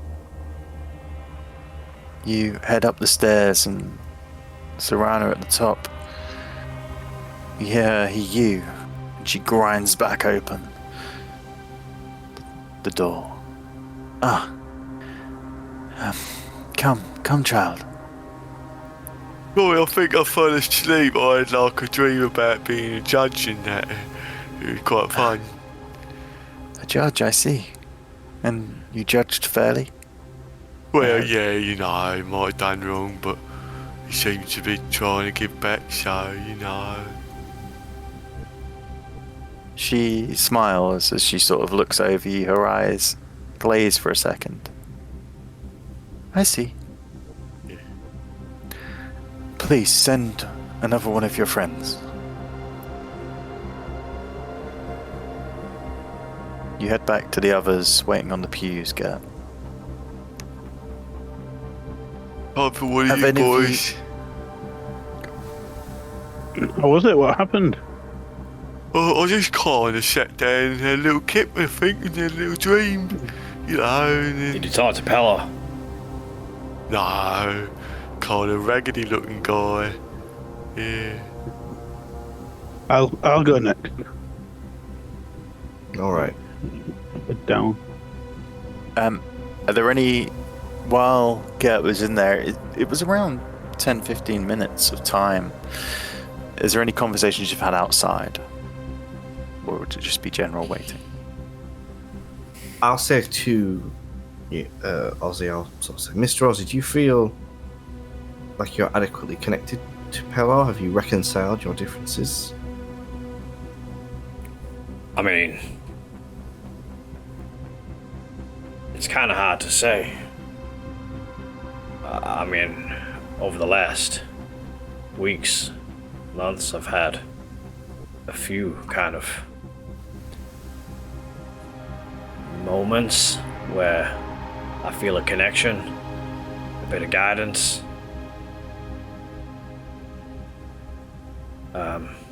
You seen your mate Brian anymore? He was connected, wasn't he? Bruce. And, Yes, whatever did happen to Brian?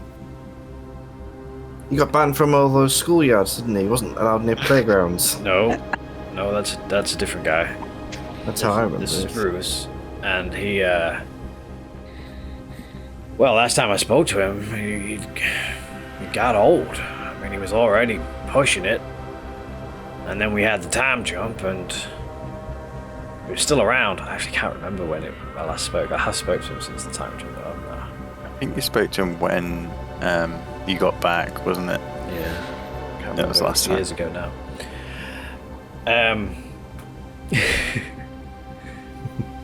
But yeah, he's still going.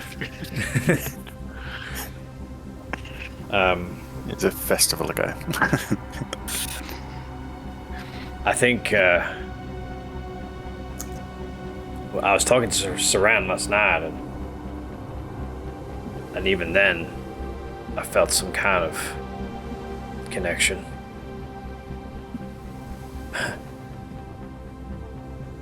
But then equally, after seeing Skyremius last night, Pyremeric is the working title. He seemed to think I had a connection with him as well, so who knows what to believe. Yeah, it comes back and ushers Styles to enter the room. You enter the small chamber, Styles. Again, feeling that sense of isolation as the door grinds shut above you. Do you sit in the space? I think I would maybe walk around pacing. You begin to pace, and as with Gert, you are drawn to the chest in the center. The sealed, almost gold block just radiates light. You continue to pace, and then almost before your eyes, the silence is broken by the sound of nature. You are now walking through a forest. There are tall trees on either side of you and a dirt trail under your foot that crunches as you walk over the stone.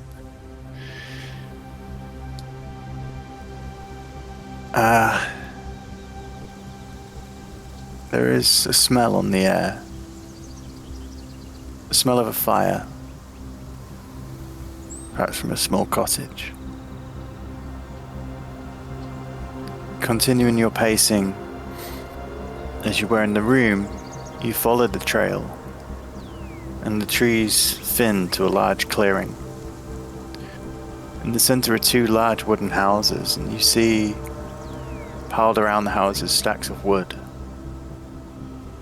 Smoke is rising from the stacks. It appears both houses are being burnt down. As the flames begin to lick from the wood, it's then that you hear the voices coming from inside the houses. And you see hands holding the bars of the small windows set into the wooden doors. There are people inside these houses that are about to burn down.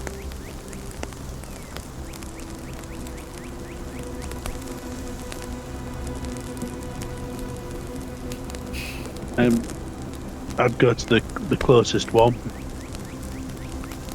As you get to the door is like a small window, wooden bars in the wooden door.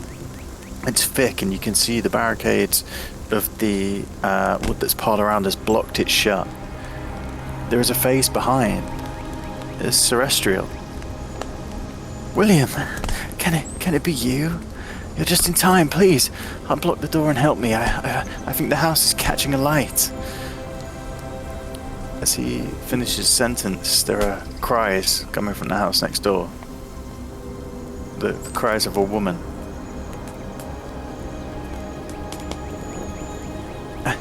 Please, just open the door. I think is there wood blocking it? I would continue to help Celestial try and free that door. That's it. Just move the pieces. William, I'm glad you're here. That's it. You begin to move some of the pieces of wood, and the cries from the other house get stronger. Is there someone there? Please. I can't get the door open. My children are scared. There's smoke coming in through the walls, and please help me and my babies. Please. Celestial looks at you, a look of fear in his eyes. Styles, William, please, open the door. Was you that question, was that a slip of your tongue there, or is? Yeah, it was him saying William. Yeah. He was trying to say William. He would have said William, not Styles. That was my bad. As you look at both the doors, though, this feeling of sort of panic come over you. You can tell that you only have time to open one door.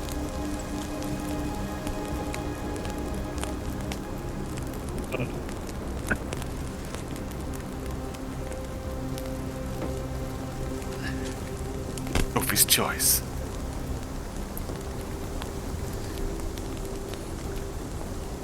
What do you wish to do? I'd have to think about my knowledge of Celestial, and would he sacrifice himself to serve someone? His The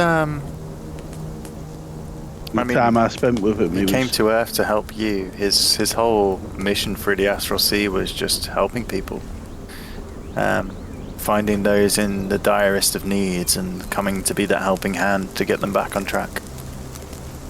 That was his life's mission. Have you nearly got it, William? It's the needs of the many, innit? Outweigh the needs of the few. Is it nearly free? I think I can see the flames coming from the back. I love the possibility that he just lets them both. Just can't make a decision. I watched them both. I would leave him and go try and save the William, and the children. where are you going? I'll be back. I'll be back, friend. I'll be back. As you get to the door of the other one, there is a panicked woman on the other side. She has a baby in her arms. The smoke is now beginning to billow from the bars that are closing this window. Her arm grasps through, grabbing you. Oh, thank God. Please, mister. Please get the door open. Hurry. You can hear the cries of children inside. As you break down the door. Yeah. Pulling at the pieces of wood, which are now already beginning to smoke and char from the wood around it burning, you manage to grasp and pull away these large chunks of timber, these roots and these trunks of trees that are blocking this door. You manage to do it just as the smoke is getting too much and the woman's voice is beginning to get weak. You pull away the wood and open the door, and she falls out. 5 or 6 children running behind her into the fresh air. They fall forward onto the soft grass in the clearing, gasping for air, holding their throats, their faces black from the soot. And as you fall back from the force of that, your eyes fall on the building that Celestia is in. At this point, the thatch roof on both has just ignited with flames, the way that thatch does. And it's then when his roof collapses in on the building.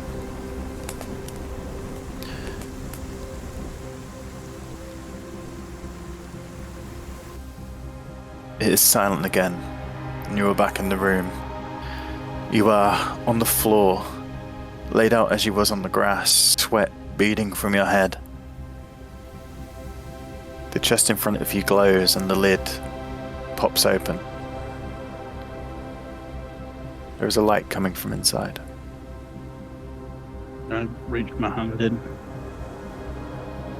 As you reach, you feel the wash of Pelor come over you. You feel this tense panic leaving your body as you now understand that what you saw was only an illusion and your friend is not hurt. You feel the righteousness in your choice, the sacrifice you've made, vindicated by Pelor's blessing. And you leave the chamber to greet the others again.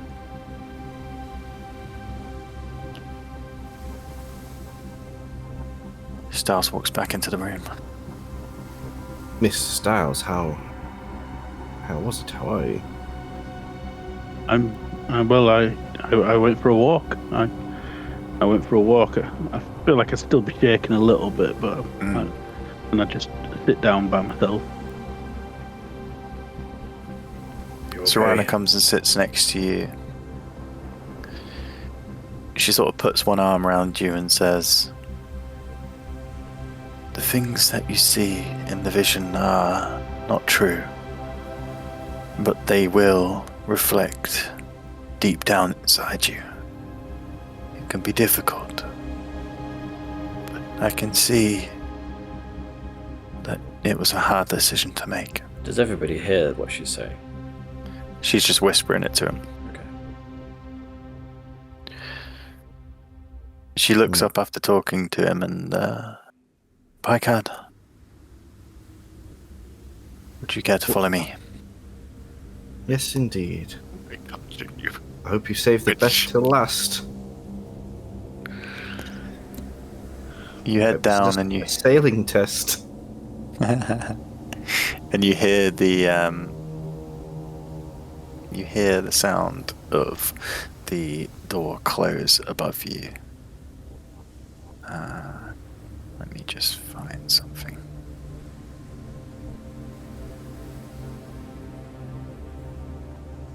Okay. Again, the same room as the others, but it's your first experience of it.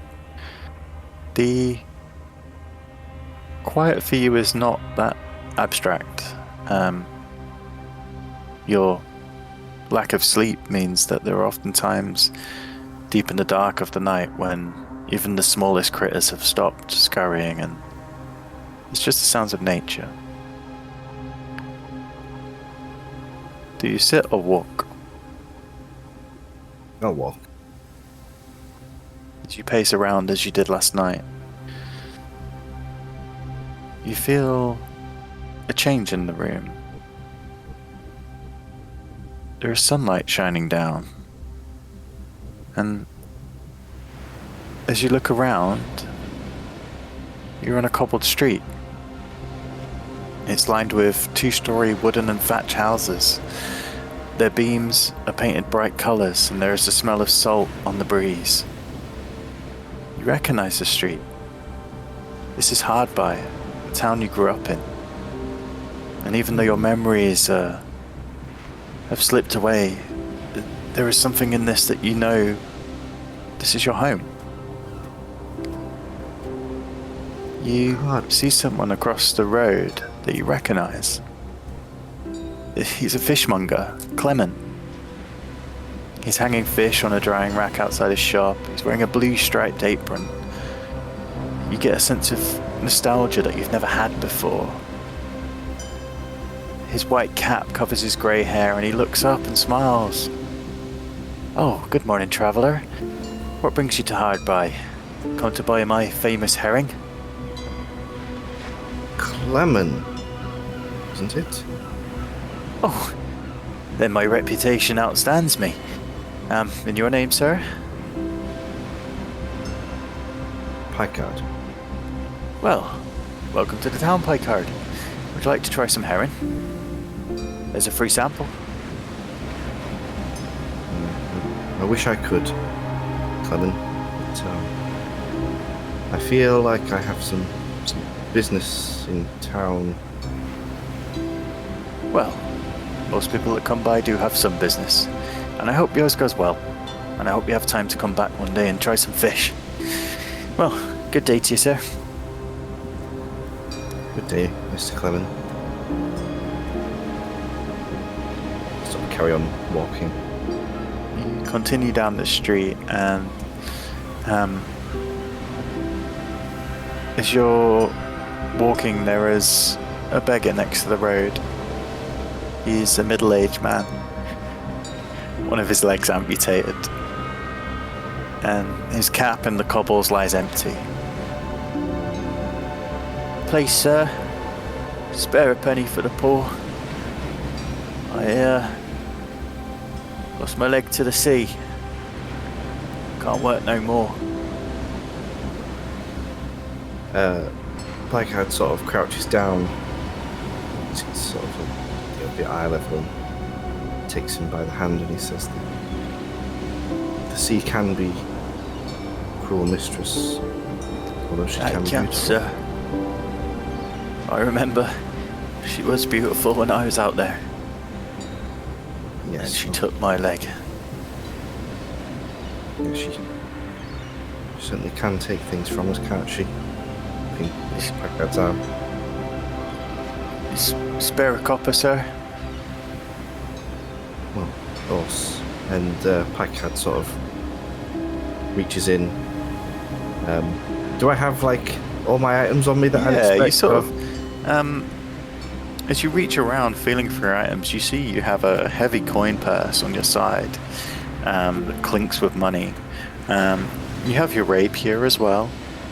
the one that you're used to. You're wearing your normal attire, a smart captain's cloak, your large boots. You also see you have both your arms. When I notice I've got both my arms, I just start like twiddling my fingers a little bit. In front of it. Look at this! I've still got my limbs. Isn't it wonderful that I've got my limbs? Yeah, I'll reach into my pouch and I will give him 600 gold pieces. You reach in and place it to your hat. His eyes go wide before he scoops it up and looks at you.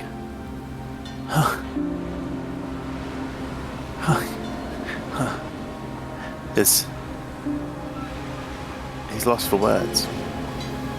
He Now scurries for off you quickly. to- No, before you run away. One leg. That's for you. and That's the for you other to get yourself a nice prosthesis and get back on the sea. arm. As you try and tell him this, he's gone. He's Oh, that hobbling limpy down the bastard. street. Sure does move quick for a one-legged fella. Moved to the whorehouse. You turn, drawn almost towards where perhaps your old house would be, further up the street. You see another stall further up, the local baker. You recall his name was Giles, the round, jolly man who always used to save a special cake for you when you were younger. However, today outside his shop he is not smiling. His window is boarded up with wood, and he is just putting the last few nails in. He turns to you. Oh, I'm sorry, sir. I'm having to close today. I need to try and get this fixed, but it's going to cost me. Oh, what happened? I think it was vandals. Ah, I see. They'll get you when you're down. But I'll find the money somehow. And then I may be back open in a few days if you're staying that long. How much do you need?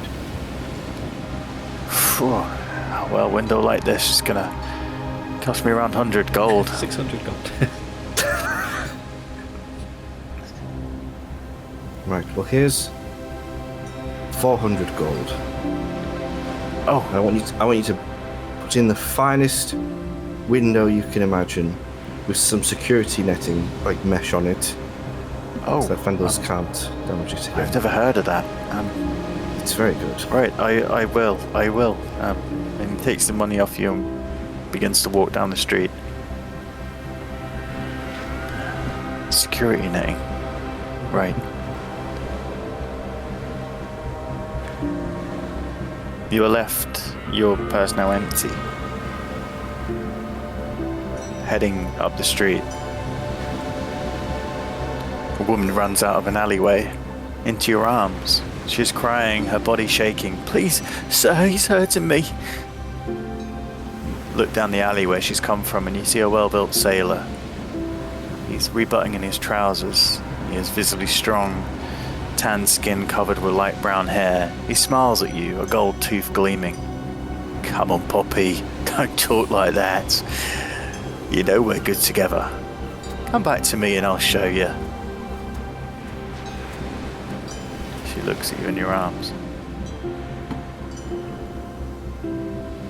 Excuse me, sir. Something Hey. tells me that this is no way to treat a lady. Do you know little about that, traveller? Ladies, man, get away from my Poppy then. And he grabs her arm and begins to pull him back to him. You let me finish my sentence, you shithole. I'm afraid I do not know the company of women, but I do know the company of our souls. And you, sir, are one. Why is everyone chuckling? I don't really like the cut of your jib, mate. I suggest you walk on by to wherever you've come from, your shitty little backwater. Leave me and my Poppy in peace to carry on with what we were doing. I'm afraid, sir, that I cannot do that. You are treating this woman poorly, and you are treating me with disrespect. I think Pushes you her need- back and then sort of pushes you. What are you gonna do about it then? Stranger.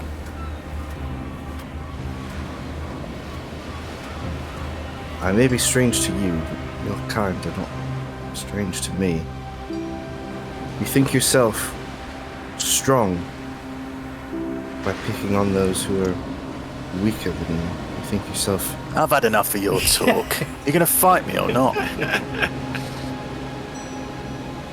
Not all solutions... Speech. That's all I hear from you. We'll be going. He turns away and grabs her arm and begins to head back down the alley. I grab him by the arm. He sort of turns to you. I see. And I say, friend, there are other ways we can settle this. I'm not your fucking friend. And he gives you a massive shove. Make a strength save, please.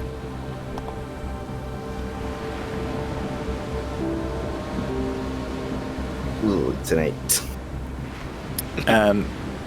He's a bit off kilter. You manage to...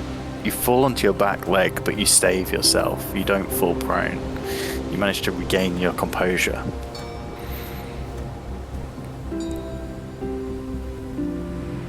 I said, friend, there is more than one way to resolve this issue. Now, something tells me that you are a person who is often in trouble with the local constabulary, yes? Make a... Intimidation. Yeah, I guess it's a type of intimidation. It's like soft intimidation. Make an intimidation check, please. 13. He sort of... you see his hand go to his belt. And then as you say you're in trouble with the law a lot, he sort of looks at you. Are you one of them or something?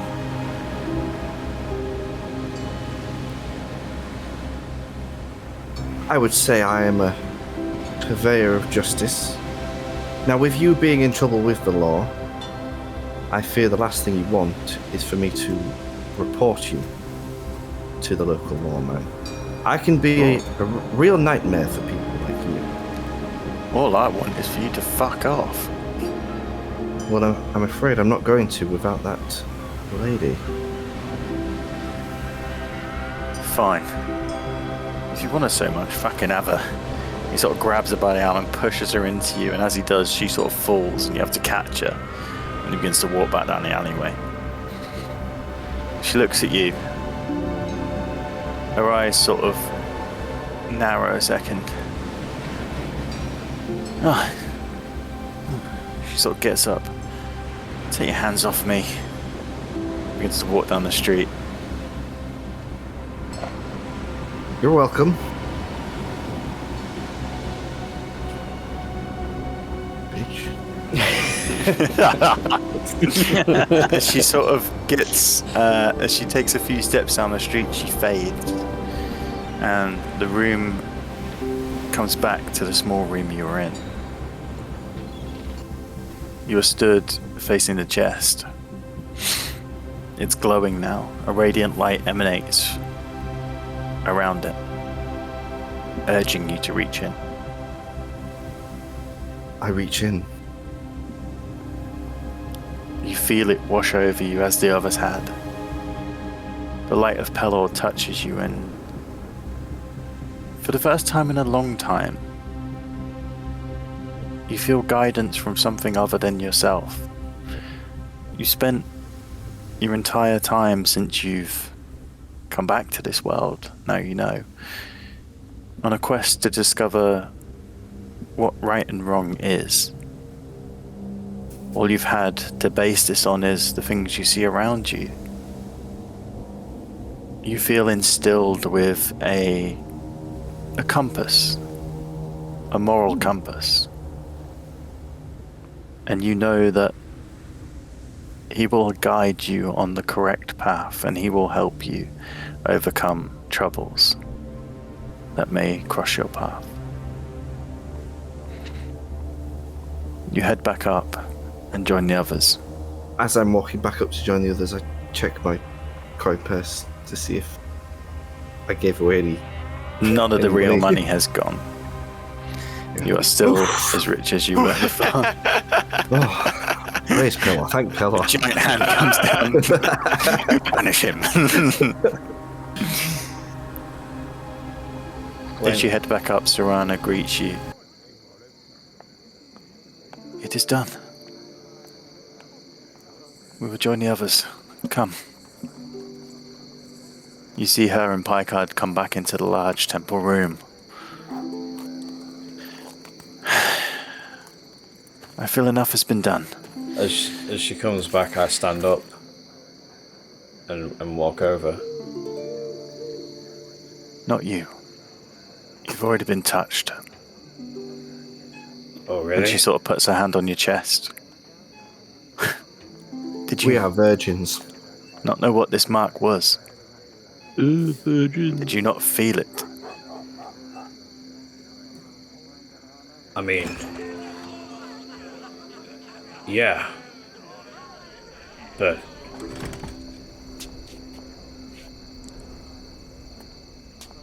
I'm still filled with doubt.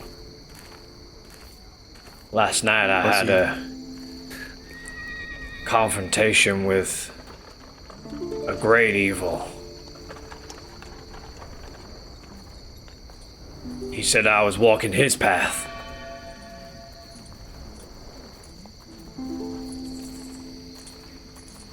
Ozzy, there will always be doubt. Doubt from the outside world, doubt from ourselves. But it is only truly ourselves that can choose the path we walk. Remember, there are many gods up there, and each one wants you to follow their path. They will call out to you, they will reach for you. But it's you that decides what is temptation and what is correct. Even your friends are blessed now. If you choose to follow Pelor, he will back you. And I know it. That when the time is right, he will be there. And Ozzy, I see in your eyes, he never truly left you.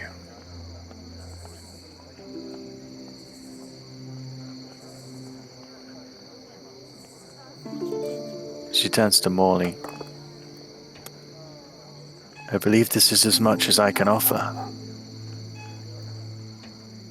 But I feel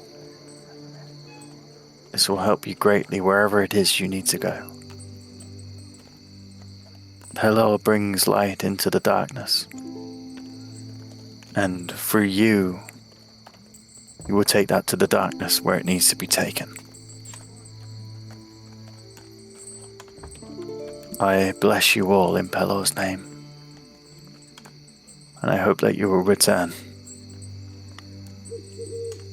He looks at her, sort of grasping both her hands in his. We will try and come back. For sure. For sure. And this will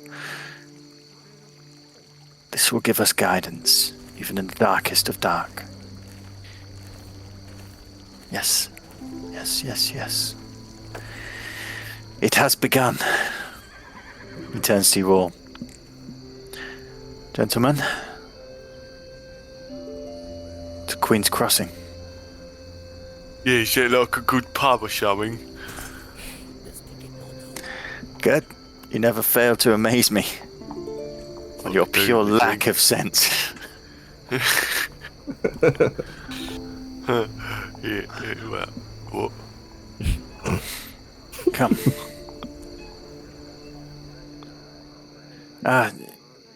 Does anybody know the way? The way? I mean, I've seen it on a Queen's map. Crossing, the village. We did see it, yes. Serana If sort it's of looks around at you. city, would I know? Perhaps I can offer a little more help then. Care to come to the map room? Please. We'll see where you're going. She leads you through a small set of doors out the temple into a room with a large desk.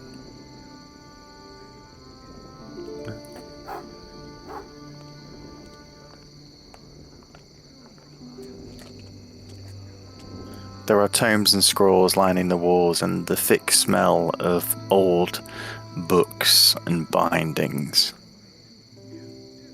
You say you have a map, Ozzy. Please, place it on the table.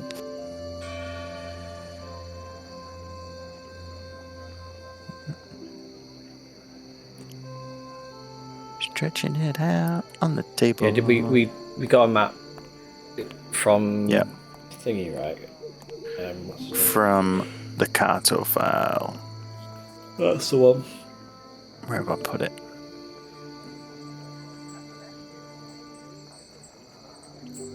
Hang on a second. Where's it bloody gone? Hang Here it is. You place the map on the table and she grabs some pieces and begins to place them around. Horrifying. Hmm?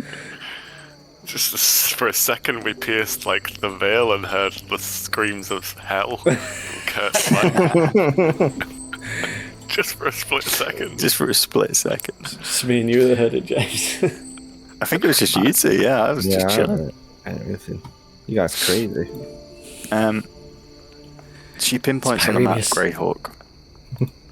And over the course of the next couple of hours, in the candlelight of the room, she shows you the way down the Sillington River. It's around 3 days' journey. Heading by river down, and then coming off where Queen's Crossing is before heading to the edge of the gnarly forest. Gnarly. No, fucking no, man. You're... It's not too far from Hardby. That's where you're from, right back out. I suppose it is. It's 3 days to get from Greyhawk to Queen's Crossing. It's like maybe like a week or so to Hardby. Yeah. Wow. It's only like a few centimeters on here. That's not how maps work. This is a thing called scale, Ozzy. After some discussion, she informs you that the travel is perhaps best with a group of people called the Rennie. Riverboat travelers who live on their boats and constantly trade up and down the Sillington River. They are located in the north of the city. And if you ask for passage, they should give you it.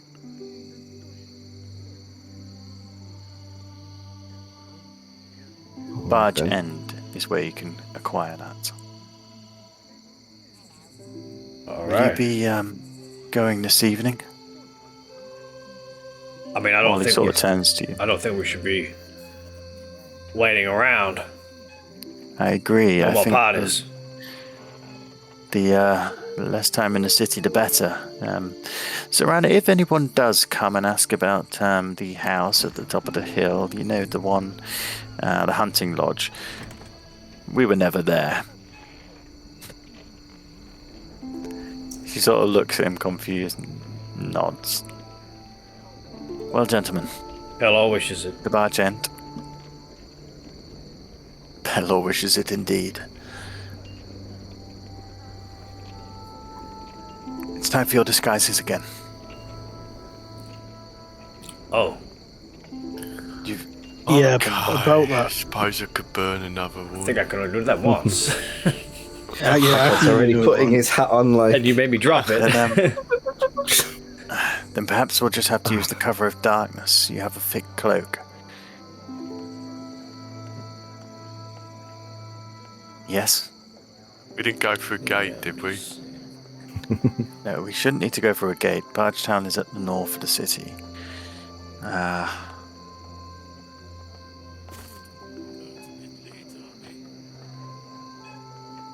We are heading. Yeah, can I do it once?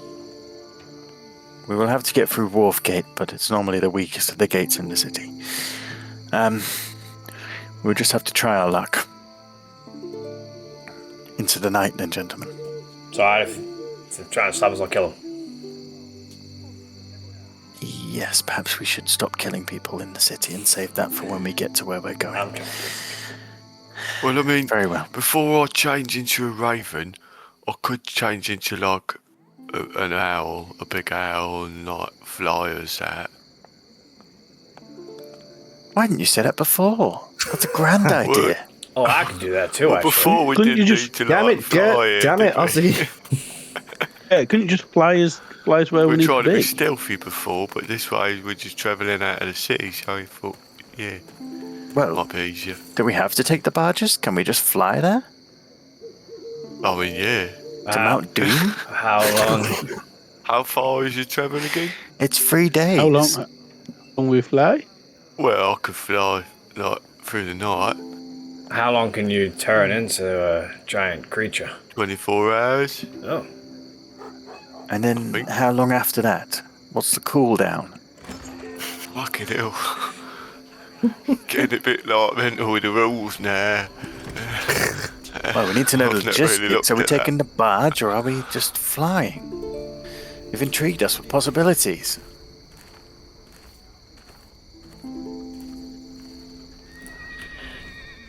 barge could be fun. That's for a number of We're hours. so I got good to flying. half a druid level. It's flying quicker. I'd estimate How that the lo- amount of what level stops am I it at take then? would probably be the same. Unless Gert doesn't mind us urinating off his back. I'm sure he would like it. Guess I can do 5 hours. That could cut the time. 5 hours. Well, and then after that, what? Can you do it straight And then away? revert, and then I can go straight away, obviously.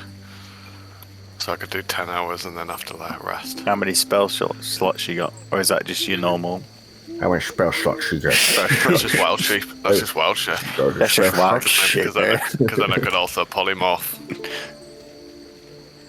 Okay, well then I'll say I for could, the I could polymorph as well. for sake of for brevity. an hour. And how much weight can you carry? Yeah, so that's the thing. What can I do? I guess maybe Giant eagle. one riding on the top and one in my claws. Oh, so you can only take 2 people. I'm sure it's something. I've never really looked, but When I turn into a giant eagle, I could carry everyone. Yeah. You can turn into a giant eagle, can't you? Yeah. yeah. So you can carry everyone. So It it's up says to you, one then, gentlemen. person for a giant owl. Giant eagle. Pick a bigger animal. Can you wild shape Oh, into a that's giant it, eagle? We're taking the bobbits to Oh, yeah, there's 2 Biosentard. for eagle. Let me just double check I can. Oh, it's 2 for eagle. Then you can't carry as well, can you? Sure. Eagle, yeah, I can. Well, it's up to you guys. Well, we can't. Do you have? Yeah. Do you have the let's do confidence? giant eagles? Well, no, because I Well, can you'd only have to polymorph as I well. can only fly an hour as polymorph, Oh, okay. and then I can only do that a couple times a day. Well, It's not worth gentlemen, it. it seems that our plan for flight is foiled. We'll have to say that for another time. We'll have to use the barge. I could do it 5 times a day. I mean, you do have one other plan, but I don't know whether it's just a lot of work for no reason. Oh, what's that? Say it to the group. I've been planning on making something that could, like, get us long distance travel and stuff. So I Exactly could what we maybe, need. like, make a big tree kind of come alive, and we could set up our hammocks in it and travel through the night while it walks. Tree travel, you say? Yeah. A tree that Then- walks? Yeah, You're like gonna have to go into detail here. living tree that could walk us there. You know, it might not be really fast, but it will travel through the night while we sleep. I suppose a barge would as well, though. Yeah, that's what I mean. It's not, I imagine it's a not barge would be massive, but comfier than a tree. But a tree would kick some people's asses if they tried to attack us. I mean, there is that. Can you not, like, teleport between trees? Yeah, but only trees that I can see. That's dreadful. Oh, really? Not like any tree. I think so. What is a tree? Surely there's got to be some limitation. You can't just teleport to any tree in the Yeah. entire That is the spell. continent, can No, you? but I thought that was does the it point. link That is the from spell. tree to tree to Is tree it? to tree. Yeah. You can't just pick a random tree. No. It Somewhere. is a thing. It's definitely a thing. But it might not. It might be a higher You have level. the ability to move from inside a tree to another stand within 500 feet. But the trees 500 feet. You must use 5 feet of movement. Maybe it's an It's upgraded another location. version. So it's of all capped the at trees. 500 feet on that. Yeah, what it's you've got. 500 feet basically. Good to know that. It's a big radius, but it's not enough to get you there, is it? I can use it once per round. So, tree walk or barge? I'm down for either. As long as there's tea in the tree. I vote barge. I think Oh, the yeah. I barge feel like the might be barge. I mean, I love the idea, Okay. good, but I feel like for Just this, remember that for next time we've got like a really big, mission to do. It might be a good idea because I might forget it. I tell you what, we'll do it on the way back. How about that? Yes, we'll do it on the way back. Barge there, tree walk back. Splendid. So perhaps owl out of the city then? Save the need for any Okay, impromptu disguises. yeah. Eagle. Eagle out the city to the barge. Yeah. Very well. Is everybody ready? so I need to turn into an eagle as well. Yeah. Okay, I can't turn into 2 eagles. right. I need- Call yourself a druid.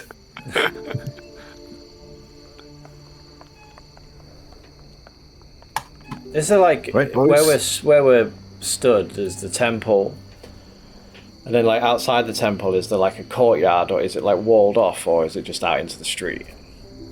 There's the large courtyard, isn't there, out in the outskirts of the temple itself. So you've got Yeah, that's what I thought. Yeah. So yeah. There's the inner central courtyard, and then even on the outskirts, there's like small fields and orchards. Like the temples themselves have almost like kind of an acre of land around them where they just once we walk situate. outside, then and come up with a plan. Sorry. Like- Wait a minute. Oh. Well, hold on, Ozzy. I forgot. Sorry. I can turn into 2 eagles. Yeah. What does that mean? What? Well, I mean, not technically, but yeah, like if we want 3 eagles, I can make 3 eagles right We don't there. need 3 eagles. What? How? Why? We need What? 3 eagles. I've got a spell, I could make 2 fake. I could summon fey creatures, and I could get 2 giant eagles and that for an hour, and we could fly on them. 2 eagles sounds better than 1, if you ask me. Okay. Do we all get to ride then? Yeah. Yes, everyone gets a go. Are we doing Well- that then? Where we going? Barge Town, Yes, Barge Town. Barge End. Yeah. Are they This all? gets complicated, Are they all doesn't as like intelligent as yourself? But very friendly, fey, eagles. Okay. Friendly to me and my companions. They obey any verbal commands I issue to them. Oh well, there you go. Then I can save a slot. Don't And they have- can each yeah, carry so- 2 people, is that correct? Yeah, well, I can have 1 fair creature of 2, challenger and of 2, 2 of 1, 4 of half, and an eagle is Okay. 1 and a Yeah. giant eagle. I hate to be the bearer of bad news, but there is 5 of us now, if you're not changing to an eagle as well. I'll Gareth. change it to an eagle Oh. then and just waste one of my wild shapes, it's fine. Splendid. So Sorry 3 about eagles. him, I forgot about 2 him. passengers didn't I? each. I could just, I normally look at your face and think he's not even here, fuck him. I can just turn into the other one if you want to save your Fae summoning stuff. Oh no, it's fine. I mean, it's probably going to be sleeping time soon enough anyway, isn't it? I feel like we've just woken up, but okay. Night time, isn't it? I can Sounds hear like night time. crickets. I can hear crickets. Okay.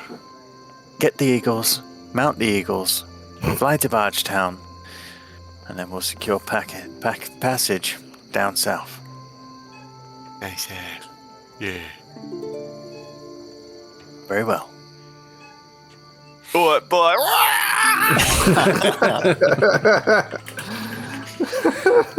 Did you Don't do that, please I tell also me you cast- summoned the Fey Eagles before Yeah, you I turned cast- into an eagle? I don't do it. I cast conjure woodland I beings hope you and 2 fair eagles flutter out of nowhere and appear next to me. Imagine if they're Fey Eagles, they're going to be like super glorious as well. Like their feathers aren't just normal eagles; they're like Jimmering. pastel hues of purples and pinks and golds. They claw at the ground as you mount onto their backs. You see Morley just having a whale of a time. He climbs right up onto one of them's legs, like his tunic and robe has pulled up over his knobbly knees, and his sandaled legs are wrapped around the eagle's neck, and he's grasped onto the feathers on its head, ready to go. Off we go then, chaps. Onward to adventure. Bye-bye home. I hope to see you again. Up. Take off. With that, the Wow. eagles bound into the sky out the courtyard. Their wings just creating this tremendous downforce that thrush you up into the night sky. The night sky is clear, and you see the stars and the 2 moons slowly arc overhead. You get high enough over the city, just where the lights become pinpoints underneath, and you rapidly fly to the north end, arching well above the walls, out the range of the guards and the towers on the watch. You land into Barge End. Barge End is a mass of barges all lashed together into a huge floating platform. One section is lashed to the northern terminus of the dock near Shacktown, and you can see during the day they unlash and maneuver down the river and maneuver themselves. There are a few small plumes of smoke coming from the barges, but most of this area is quiet at this late hour of the evening.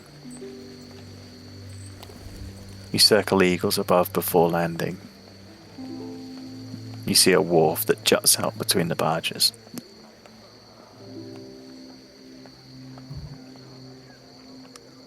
Where should we take them down? Somewhere inconspicuous. Not too close to spook anybody. Let's. Very well. I see some grassy woodland near the side. We can do that and walk into the town. We'll be outside the gate, so we should be fine. Let's do it. You land the Fly down eagles that way. and make your way into Bargetown. And that is where we'll finish tonight's session. Whoa! Can't do that to me. Ready to see where the river takes us next time. Ooh-wee. Well, gents, Ooh-wee. good session. Yeah. So It's don't fun. forget, watchers, like and subscribe. Don't forget to follow. You're going to find out what happens.